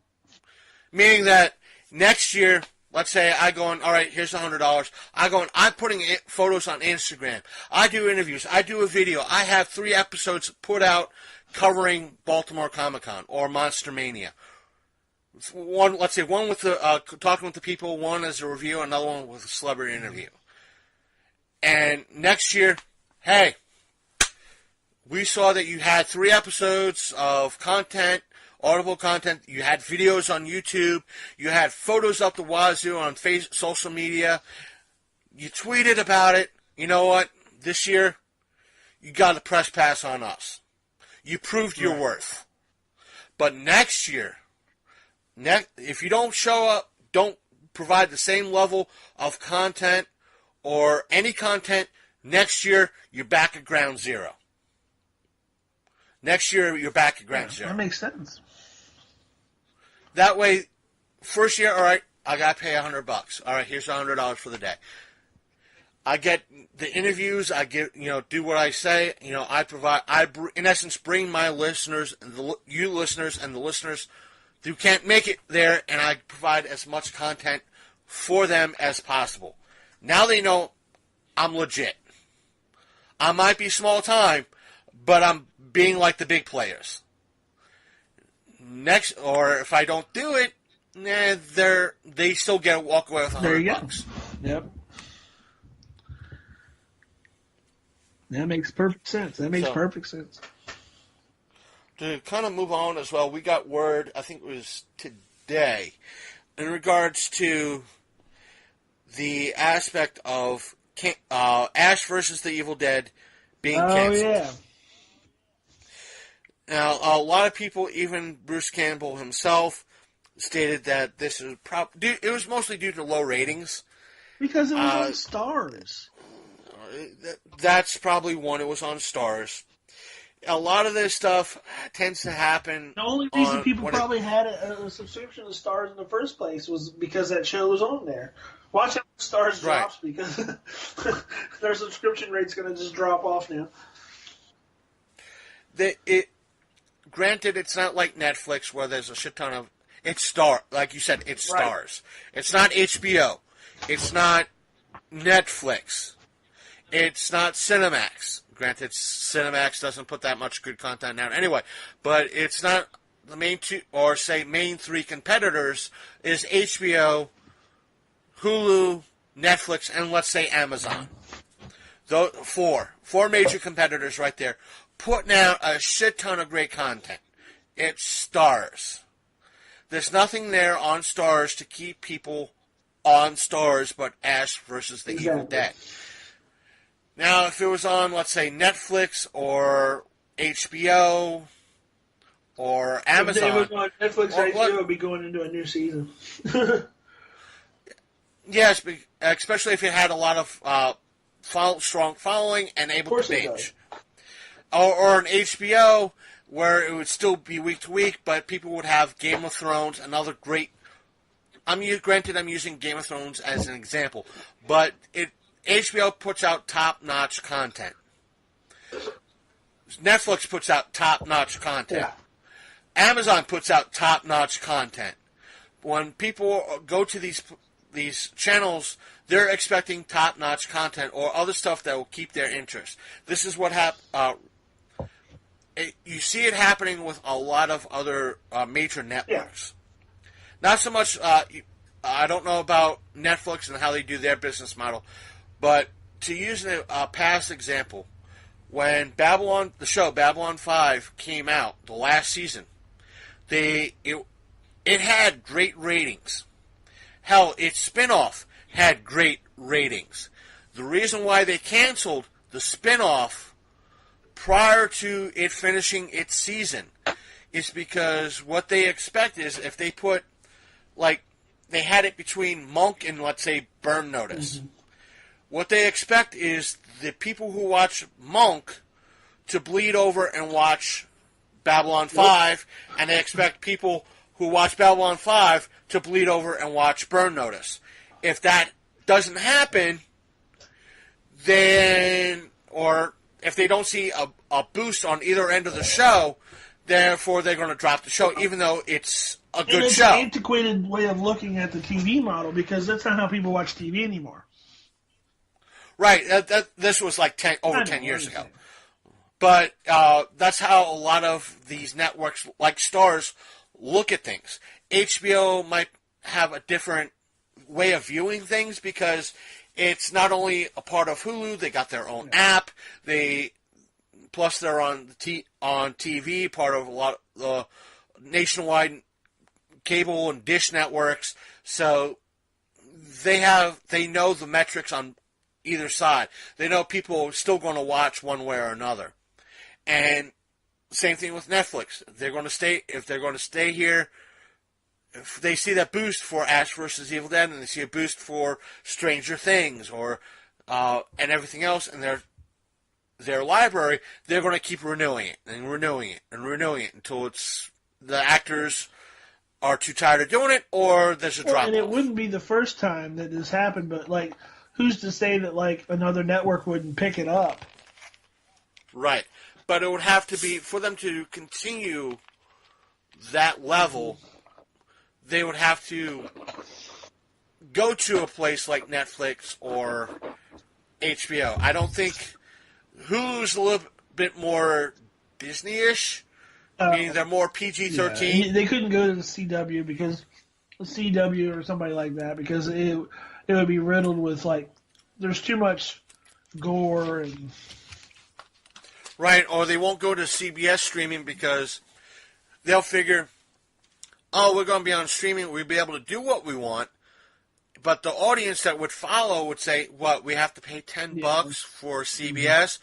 Fuck that shit. That's why I think the new Star Trek show kind of went downhill in ratings, and I don't think they're doing it for another season. But if they go to Netflix, people already have a Netflix account. I think a lot of people are cutting the cable. They're cutting the cord. See, there's a show that I like now that I just saw an episode of the other day called Brockmire. That shit's hilarious, but I'm not paying for cable just so I can watch that. I guarantee it'll be on Hulu or it'll be on fucking Netflix or something one day, and I'll watch it then. And the thing is, that's why I've said on the show, it's people it's cheap to go on. You're going to pay less if you have actual TV instead of doing what you're doing. I pay $20 a month now. $20 a month. Or a deal you can pay the same thing, $10 a month with DirecTV. Yeah, after 3 months it goes up to $35. You dumb shit. And the thing with something like Dish Network or DirecTV or Comcast or anything like that. They're going to put what they don't tell you. Most people don't realize. They're going to put something like Walking Dead or Monk or on a different package than the baseline $35 a month. So you can, in order to watch that, you're going to pay another $35 just to watch one goddamn TV show. That's why they also put sometimes Nickelodeon on a different tier. Because if you have kids, or if you have kids, they're going to put Nickelodeon on the base tier and Disney on the other tier. Knowing damn well that if you want your kids to watch a good, decent, total family-friendly programming, you're going to buy that other package so you can get both Nickelodeon and Disney. Or Nickelodeon, Disney, and like they're going to probably put or Cartoon Network. Or... Right. They're going to put each one on a different network just so you can satisfy your kids, and all of a sudden you're paying $150 a month for 3 channels. It's not like they do that. It's exactly what they do. That's exactly the plan. Like, and the thing is, we got rid of cable like 4 years ago. Right. And once I realized I wasn't missing too much in regards to cable and paying $20 a month, it's like, well, if you want to look at it, at most, when I break it down the average, I'm paying $30 a month. Like, how do you figure that?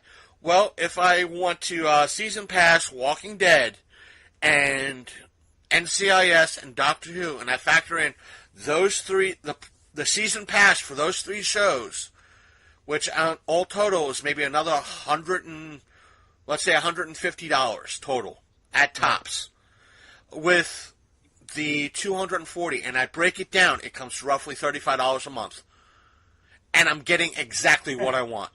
And the only thing that I miss, and this is just me because like a lot of people don't watch it, but it is I miss live sports. Like I miss watching my Orioles playing. I miss watching the Caps games and stuff. But you know what? Honestly, lately I had time to sit in front of the TV and watch sports. Just like I don't have time to play video games all the time, so same difference. And the thing is, for me, it's like, if someone said, oh, what about sports? I know you tend to follow baseball and football and everything. Like, if I want to watch, I hang out with my buddy Lloyd, who's been on the show a couple of times.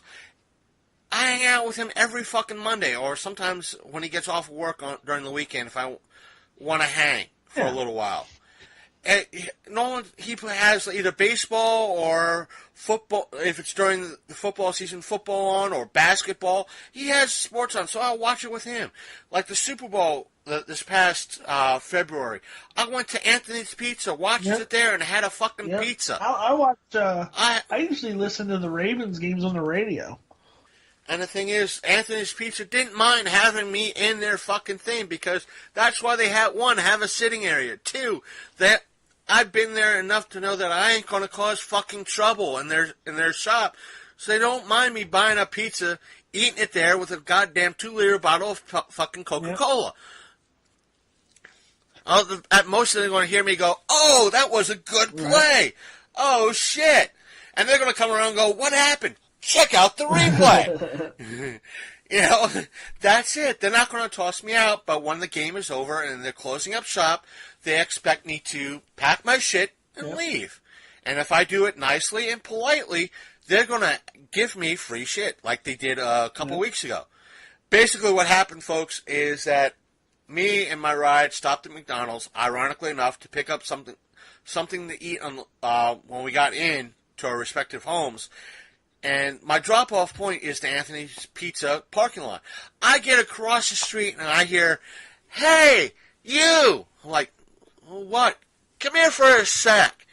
I go up and they tell me, how would you like a pizza? I'm like, what? And they're like, yeah, some dude ordered a broccoli pizza and he realized he fucked up. It's not what he wanted. We might have had a slice or 2 out of it. You mind having the rest? This is like at 10:30, 11 o'clock at night on a Thursday. So in essence, I walked away with McDonald's, which was like a Big Mac, fries, and a drink, and a free pizza. How was broccoli pizza? It was okay. Not a fan. But it was free fucking pizza. I'm not gonna fucking Oh no, I feel you. bitch. That's funny, broccoli pizza. But still, it's like I'm not gonna bitch too much. I was like, damn. And they're like, we might have had like 2 or 3 pieces out of it. Oh, I opened it up when I get home. They had 1 fucking piece. I'm like, dude, I got like 7 pieces of pizza right here that I could easily freeze and take to work with me during the week. You know, it was just, it's not something I expect all the goddamn time. And it was something that, just shocked the shit out of me, but still. I mean, that's really nice of a business to just go, hey, man. Yeah, it's them. It's not, like I said, it's something that they realize that I'm a regular and that I want to get the word out that they're nice people. Granted, there's going to be people that, how dare you've done fucked up. And yes, there have been times that some of their employees are, the Italian term is called stunata. It's pretty much stupid. And it's like, yeah, like I've told one person, yeah, give me a chicken tenders basket with mozzarella sticks. So, what kind of boneless wings do you want? Wait, what? How do you get boneless wings from chicken tenders basket with mozzarella sticks? They finally put everything through, and I get home like, can't wait to get into these chicken tenders. Open it up to start on the mozzarella sticks, only to see chicken nuggets. Yeah. I'm like, what the fuck? McDonald's, again, $15 an hour? Really? It was back in the day when I wasn't eating red meat, okay? So I wasn't eating red meat and I wasn't eating pork. So I went to McDonald's in the morning. I wanted a egg and cheese, what's it called, McGriddle. Just, it's basically like 2 pancakes with some egg and cheese in the middle. Not that hard. I said, so egg and cheese McGriddle is not on the menu. It's a sausage, egg, and cheese or a sausage McGriddle. So I said, yeah, just a plain McGriddle, just egg and cheese. Okay. She said, you don't want anything on it. I said, just egg and cheese. So nothing on it. I said, yeah, fine. I literally leave. I open the wrapper. It was 2 McGriddle buns with nothing in the middle. I was like, no. It's like I've said it before. I don't know if I said it on this particular show, or I should say this particular podcast, or I should say the Long Coat Mafia podcast. I might have said it on the Electric Eye podcast. I had way back in the day. This is before I even met you. So this was one of Jesus Chrysler's, Greg Blaney's friends that both he and I knew and worked together at Kohl's with. And we were headed up to our first ever Baltimore Comic-Con. And this was like 2004? Yeah, 2004. And we stop on our way there, we stop at one of these, I think we might have stopped at the same gas station Minute Mart thing at one point. He decided to order breakfast. He said, I just want, they sold pretty much an Egg McMuffin. Pretty much was. He said, I just want the Egg McMuffin, no sausage. It took them a half an hour to figure out how to make it without the sausage. You just don't put the sausage on it. Yeah, they can't figure that out. She went through every manual they had to figure out what to do. She called the boss over, her manager. They couldn't still figure out. And he said, why don't you just leave the sausage off of it? They were like, they what? Don't know how.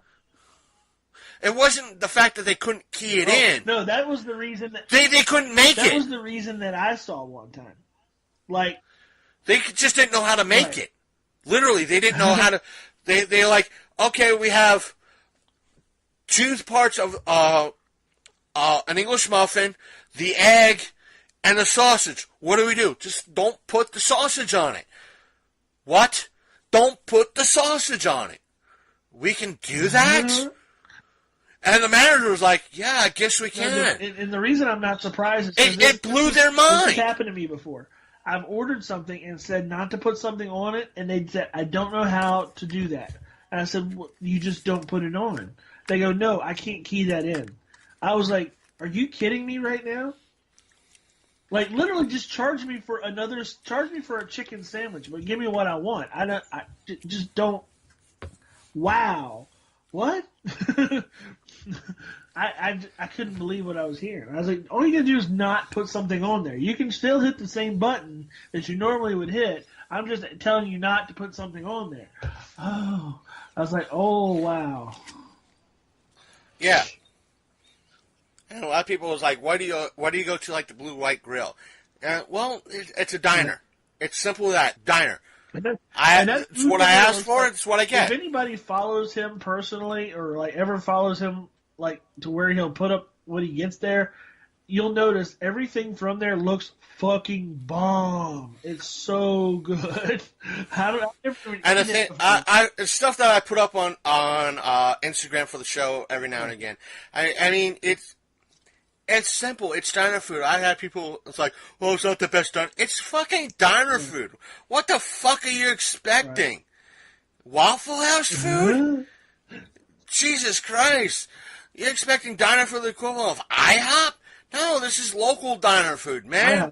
What am I expecting? A greasy spoon. I'm expecting an omelet the size of my goddamn plate. Home fries, which is chunks of taters. God damn it. A nice size shake and coffee. God damn it. That's my breakfast. And you know how much it cost me for something like that? And it comes with a fucking English muffin. It cost me with tip $20. $20 with tip. And the omelet is the size of the goddamn plate. We're talking about a good 10-inch long and omelet. It's a good, like, I can tell it's a good tasting omelet, too. It's probably like, it doesn't taste like nothing. It actually tastes like real good eggs and stuff, right? Yeah, this is, like I said, it's about a good 10-inch long like omelet. Made on and that, half the plate, made on that big friggin' like grill that this probably had since 1950 whatever, and like it's got like, you know, some personality on it. Oh man. Let me put it like this. May 9th, the Blue White Grill is celebrating their 60th motherfucking birthday. Oh, wow. 60 years. Wow. 60 goddamn. And I've been going for the past 6 years almost to their goddamn diner.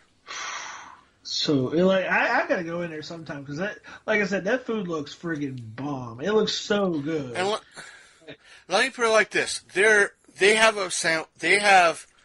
a double cheeseburger called the Big Bopper. Let me explain the Big Bopper. This thing is $10, and it has the following: it comes with a nice size section of fries to it. We're not talking about fries you can get at Burger King or fucking McDonald's or at Wendy's. We're talking like the Ida or the wavy fries, that type of fries.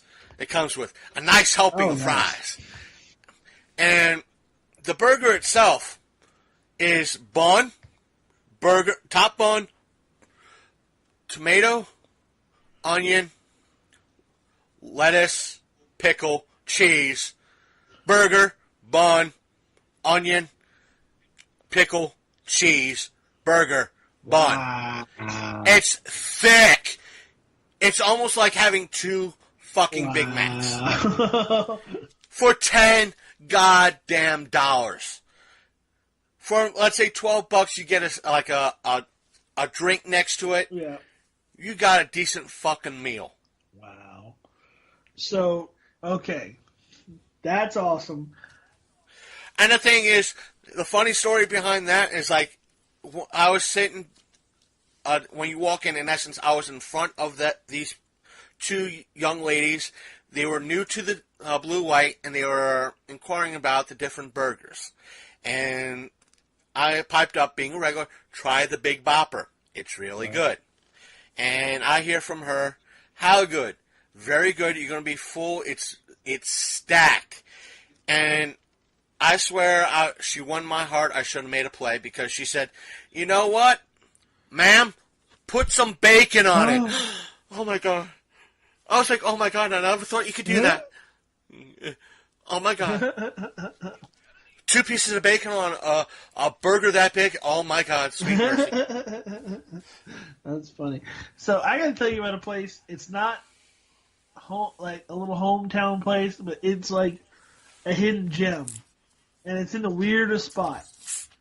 So there's a place in Charlestown Casino called the Skybox Sports Bar, right? I think I've been up there. It is fucking awesome. Like, their food is really good. Like, on Sundays, like, from, like, I forget what it is. Like, during the day, it's like they got all-you-can-eat shrimp for, like, $14, and they're, like, yeah, it's like a jumbo fucking shrimp. Like, big-ass fucking, like, jumbo shrimp. It's like, if we're talking about the same Skybox, it's like they took their buffet, their epic buffet, and miniaturized it a little bit. No, it's actually like a little restaurant, but it's up above the stage that's over there in the part where you walk in off the elevators. I don't. They might have changed it because back in the day before they had the epic buffet, they had like a skybox. It kind of overlooked the track. Oh no! Yeah, this is different. Okay. Yeah, you're thinking. They might have changed about it. The one that's like the one that they for the people who are the winners of the month get to go up in. No, this was different. This was again before they had the epic buffet. Oh, okay. So what they had was it was like a big. It overlooked. I know exactly it was like a restaurant. I know exactly what you're talking about. They might have changed things. Yeah, they have. They've changed a lot of things. But this place is really good. Me and Crystal went there, and I had the all-you-can-eat shrimp, but they also had this thing called tachos, which are tater tots, but they're made into nachos. Oh, my God. What? They were fucking amazing. They were as good as it sounds, let's put it that way. But the big thing there, and this is the one I wanted to read you because we were talking about burgers, they have a burger challenge. And it's one of the only places in the area I know that has an actual decent burger challenge. Check this out. It's a burger called The Beast. It's $23.99. Right? Here's what it is. 2 pounds of untamed beef. I don't know what untamed beef is, but 2 pounds of it. American cheese, lettuce, tomatoes, red onion, bacon, pickles on a bun. I don't know how much of each, but serve with 1 pound of fries. Here's where the challenge is. Eat the entire beast and sides in 1 hour and receive a free t-shirt, and the burger is on us. I think it could be done. I smell a challenge. I smell a challenge. I think we should go there. I know we can't film it, but I think we should go there and try the challenge for the show. I think even though we might not be able to film the challenge. We might be able to. I don't know. I don't know if you can have. It's not. I think there might be, because we're not taking photos in the casino. Yeah, I think we could probably run a video, like from our phone or something. Something like, hey, I'm the Reverend Godfather. I'm about to have the Big Burger Challenge, and start into it and cut it out or something like that. Or take photos. Yeah, or something. Because I had, when we were there, I mean, we had our phones out the whole time we were there. So, like, I don't think that, and nobody said anything. So, like, I think that we could probably get away with it. But at any rate, the place is really good. Like, as far as, like, the food goes, like, the fries they have are fucking excellent. But, yeah, when I saw that, I was like, oh my God, I smell a challenge. Like, one of these weekends, we'll have to go over there and do it. But the beef. The beef. 2 pounds of beef. You think, like, 2 pounds of beef, to me, doesn't sound like a whole lot, but I'm guessing. Now, the thing is, they're trying to do the Godzilla challenge that diner does, I think, in Rhode Island or Vermont or some shit like that. It's pretty much sounds similar, like 2 pounds of beef, lettuce, tomato, bun, and a pound of fries. And if you're able to, you win, you get your photo put on the wall. Or you could take the next step in the challenge, which is, you have to go through it again. Right. And this time it's a little bit, or you could go to the next, Godzilla, try to go for that challenge. There's another one that's a little bit bigger, that's 3 pounds. Then you have 4 pounds, and I think they have one that's actually named after somebody. It's like 5 pounds of beef and fries. Yeah. Oh my God. Yeah. I think somebody went through it like 3 times, and before they couldn't finish. They couldn't. Oh. Wow. Yeah, I don't know. It might have been on. I think you could research on like diners and dives and drive-ins or some shit like that. I think you could. They covered that particular establishment, but the one that I can't do is the one in Buffalo Wild Wings. It's the burner challenge. Like, because those burner wings, they just don't taste good. Like, I don't know. Have you ever had them? No, I know somebody who kind of tried, but wasn't really a fan. He didn't look like he was really having fun with it. Because they're not, they're hot, but they're not hot good. They're like hot terrible. Like, it just tastes like you're eating friggin' like fire. It's not fun. It's like if it's like for hot. This is not like for hot food to be good. It has to be like. It has to hit you in waves. Like at first it's like sweet, and then it's like hot, but then it like you'll get like a fruit, almost like a fruit flavor or something like. But it's still hot, but you're like, oh, okay, it's good though, But like as I said before, it's like a friend of my mom's when her eldest graduated. It was kind of a little bit of a graduation party and an engagement party sort of deal. My mom's friend, her brothers, gave me a burger. They asked me, and they asked the eldest daughter's fiance the same question. Y'all want another burger? And I said, being a fat boy, okay. And apparently, even though he was skinny, he was kind of intimidated. He said, okay, too. And these 2 guys love their hot sauce. I'm not talking about the hot sauce you could buy in the store. I'm talking the good hot sauce. And out of the 2 burgers, I was the only person who made it through the entire burger. I was sweating, but, I made it through. I wasn't being a pussy about it going, I need some water. Yeah. No, just, not bad. Could be a little bit hotter, And they were kind of like, became their friend because I made it through the entire burger. It was like, you manned up. You didn't spit it out. You didn't do anything stupid. You're one of us now. Welcome to the family. But your mom's our sister's friend. You're welcome to the family. We had to do it to you. Okay. That's kind of like my buddy Jonathan. Like, he likes to make everything with hot in it. So, like, if you ever went to one of his, cookouts, he would make cornbread, but then he would put jalapenos in it. So you think you're getting relief, like, oh, this brisket was insanely hot. I'm going to eat some cornbread. Nope. No relief. And then, of course, his brisket, I think one time he made it with capsaicin in it. You know what capsaicin is, right? No. Pure cap capsaicin is what makes hot peppers hot. You can actually buy vials of what's called pure cap, which is just the capsaicin. It has no hot sauce, pepper sauce in it. It's just the hot shit that peppers are made of. And of course he puts pure cap in the goddamn brisket. And in his chili. That was interesting. The other thing I thought was interesting the other day, I was watching a thing on the Carolina Reaper. Have you ever heard of the Carolina Reaper?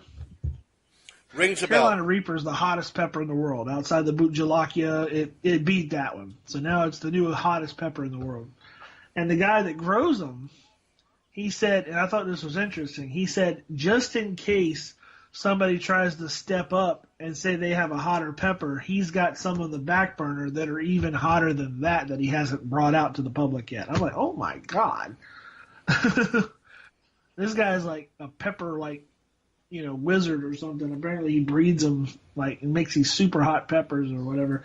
But the Carolina Reaper, currently there was what's called the One Chip Challenge. Have you heard of this? So this No. was a food challenge, and it's I think it's by Pocky. I think it's by Pocky. The same people that make the Pocky Japanese treats or whatever. But it's just one tortilla chip in a box, but it's covered with Carolina Reaper powder or whatever, however they make it, like a Dorito. And it's in a little cellophane bag all by itself. One chip, one single chip. And my buddy Jonathan, he ate it he did like a Facebook challenge with it. And where he did the one chip challenge. And, he's the one that does all the I was just talking about, who does all the cornbread with the jalapenos in it. So he took it like a man, but his eyes turned red. His face turned red. Yeah, you have all these idiot millennials doing the Tide Pod challenge and the let's snort a condom challenge. Why don't they do something good, like the one chip challenge? There was something safe. I just say, like, I'm hoping to start. I'm just saying nationwide popularity. Yeah. Fuck the condom. Fuck shit that's going to kill us. Let's do something that actually feeds us. Not going to kill us. I'm trying to be an agent of chaos with these millennials and trying to get them to do the cut off your balls challenge so they don't reproduce. Like, stop reproducing, please. We don't need more of you. And try to kind of, not so much moving on because I don't want to get too hungry, even though I have snacks to munch on afterwards. But one last thing I think before we go is just that I should have shared the video. The person was bringing up, I'll say she because that was, and she's like, I think a person of minority. I don't know if she was either Asian or just... it was hard for me to tell whether she was of mixed descent, meaning either Asian or just someone who was black. And she said she came across a professor who said that Dungeons and Dragons was overly sexist because he went through every Dungeons and Dragons manual that was ever produced, counted all the photos, and in all the photos, he made a separate graph or a separate aspect of how many women were in all these photos and came to the conclusion that Dungeons and Dragons is sexist. Therefore, it needs more diversity. And her response was, what the fucking fuck? Yeah. She didn't say fucking fuck, but she's like, I've been playing this since I was in my teens. I met my husband doing this shit. When my kids were old enough to understand, we got them into this. I've played online with people of all nationalities, sexes and colors, and meaning that she played with people that were of all walks of life, all genders, and all religions, and no one had a motherfucking problem with it. Because so what if it is? And here's somebody saying, "Oh, no, it doesn't, because it initiates creativity. It's a fantasy game. You take it as it is. You can make it whatever. If you want to make a game that has more diversity, then you know what? It's a free country. You can do whatever you want to do." It's like if the game, but what she was saying is that this game, despite what you fucking say, is played by everybody. I get that. I'm just saying. And therefore, if all this, tired of these people telling other people what to do with their stuff.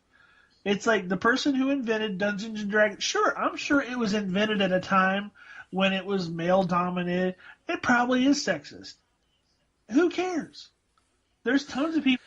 Well, when you have aspects of it that's pretty much, you get to create, here's books with all these creatures in it, and you get to create your own character, build it up, and create your own storyline based on what these books, I'm sure Bern, if he listens, he could explain Dungeons and Dragons better than I can. But create your own campaign with the creatures found in these books and in these storylines. Therefore, they're not really sexist. I mean, just because you pointed at a photo, oh, that photo only has 2 women in it, and they're scantily clad. Therefore, this... No, it's fucking not, because if I'm welcoming a party of 12 women to play Dungeons and Dragons, and we all have a good time, we're all having fucking pizza, it's not... We're all having a good time playing fucking Dungeons and Dragons. It's not sexist if everybody can play it. Here's the thing. It may not be sexist to you. The game might be sexist itself, in that, like, it portrays women as slaves, or it portrays women as lesser than men, or, you know, whatever. Who cares? The point is, if the person playing it doesn't care, and the person enjoying it doesn't care, and other people outside don't care, it doesn't matter. If you don't like it, make your own game that's less... And I agree with you. It's like... make your own game that's even worse. Make a super sexist version. It's a free country.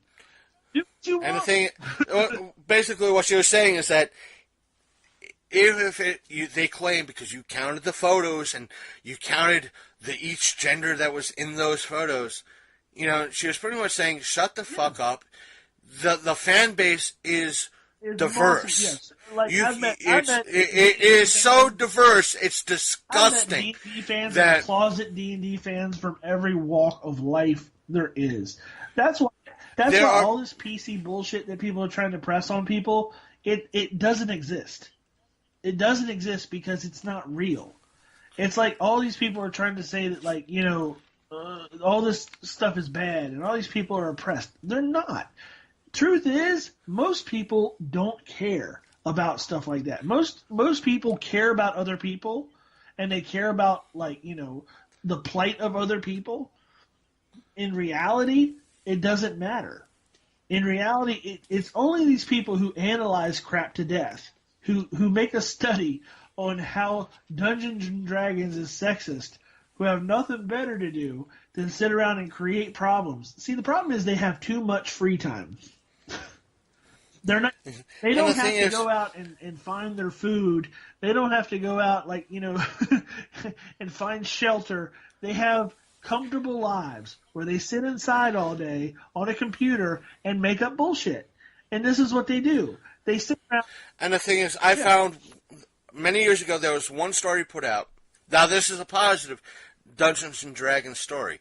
His child, I think it was the person that put out the story, was a father.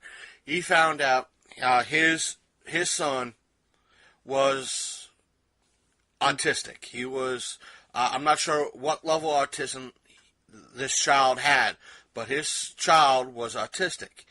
And he needed a way to get his child more socially active and more a way for the child to not only be socially active, but to kind of learn patience and everything else. And the idea to use Dungeons and Dragons is that when he looked out in his backyard and he saw his neighbor's kids, in essence, LARPing, live-action role-playing. They were playing dress-up. They had foam swords, whacking each other over the head. And he went out just asking them, have you all played Dungeons and Dragons? They said yes. And he said, I wouldn't mind it if you guys would come over and teach my son Dungeons and Dragons. And it turns out those kids hit it off with his child, and his son, or his child, learned patience and how to be socially active through Dungeons and Dragons. So at least in this particular case, Dungeons and Dragons has, or I could say, go out on a limb and say, Dungeons and Dragons has the potential to help some autistic children come out of their shell It's and a learn. social game. I mean, it's a very social game. Whether you want to call the people who play geeks or not, whatever. It's a social game, just like anything else. Like the thing that we have to teach each other is tolerance. Tolerance in all aspects of everything. Like, stop being so critical of stuff. Like, you don't understand. Like, it's like, okay, here's an exercise in tolerance. I always use this as an example. I live on a primarily low-income black street, okay? And I like my neighbors a lot. But when I sit here in the summertime and I hear them outside, when I'm inside and I can hear what they're saying, or if I'm up in the bedroom at night and they're on their porch and I can hear what they're saying, they're out there F whitey all night long. F white people, F whitey, F this, F that, right? I know that they say this stuff. They know that I say the same thing sometimes. We tolerate each other, but we still like each other because we respect each other. Because we don't say it to each other, and we're not. When I go out and I see my neighbor Stacy, we'll have beers together. I know what he says when I'm not around. I get it. Okay? We're different. You're allowed to be different. You're allowed to be different with a little bit of tolerance. That's what Right. life's about. It's like we don't always have to get along, and we always don't have to like the same thing, and we don't have to nobody's perfect. Nobody in the world is not a little bit racist, is not a little bit intolerant, is not a little bit crazy. But we need to sit here and actually practice tolerance. And this is what this whole thing with this is sexist, this is racist, this is that. Usually the people doing that stuff, they're pointing the fingers. It's acting like they've never felt that stuff before, acting like they've never been that before. You know what I'm saying? Well, let me back out on this. This is going to be one of those interesting things that. No, it's just that I didn't realize it was I should have read it better. I want to say friend of the show, Joe, put up a live video, not on her cosplay page, but on her personal page. They are at a GI Joe convention, I think in Georgia, and they to describe this video or what they're wearing is that they are kind of wearing. To best describe them, like Playmate bunny outfits that are G.I. Joe themed.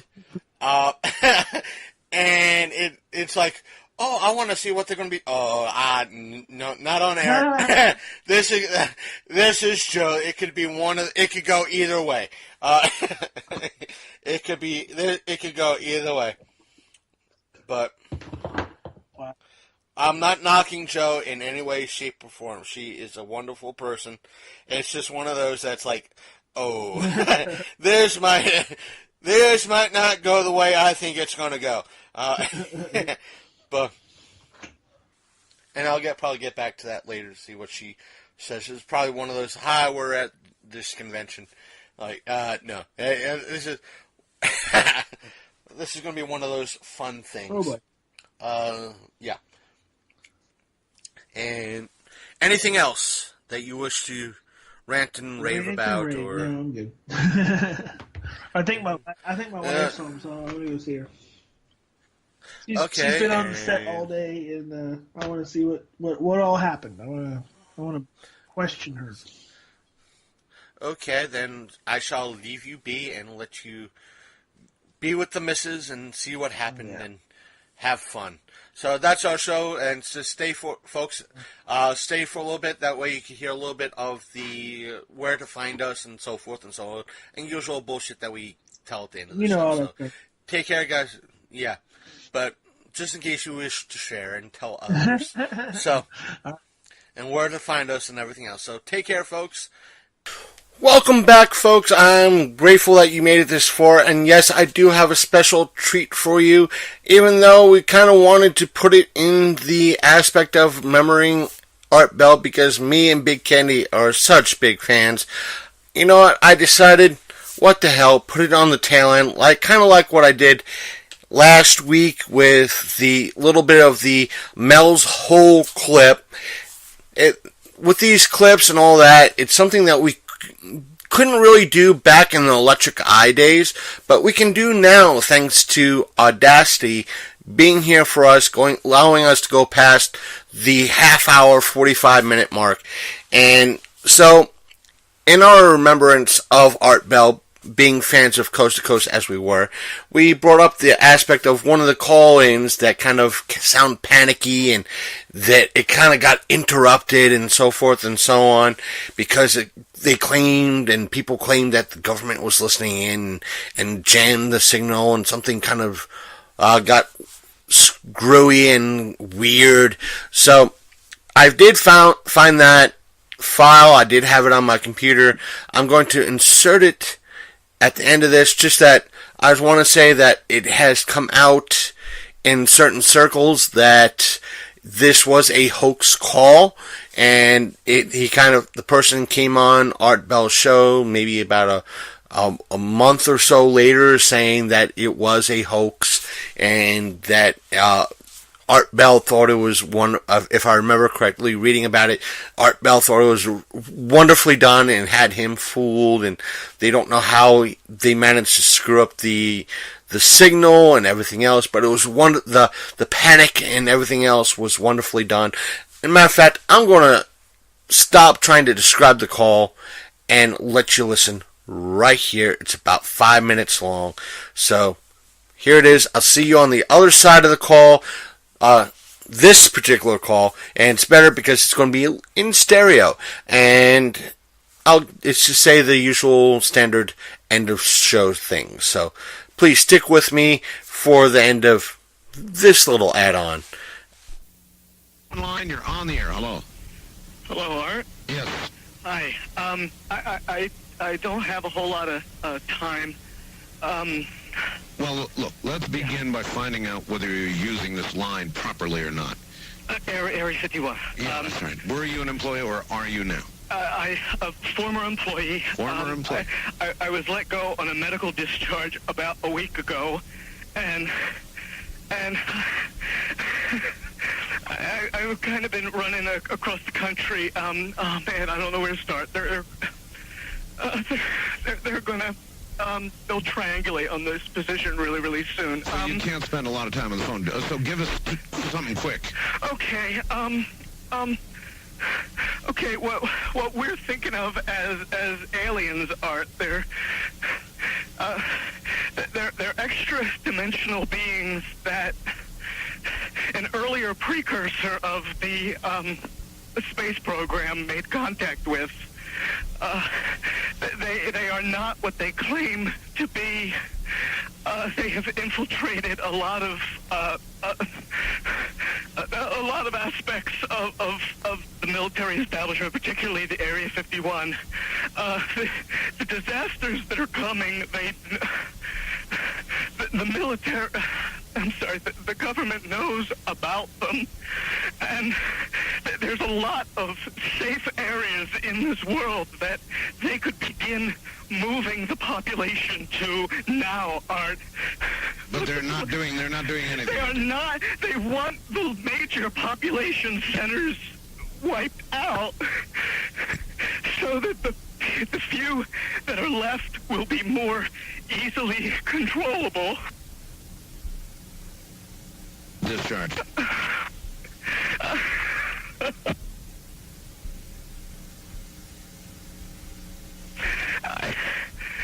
I started getting...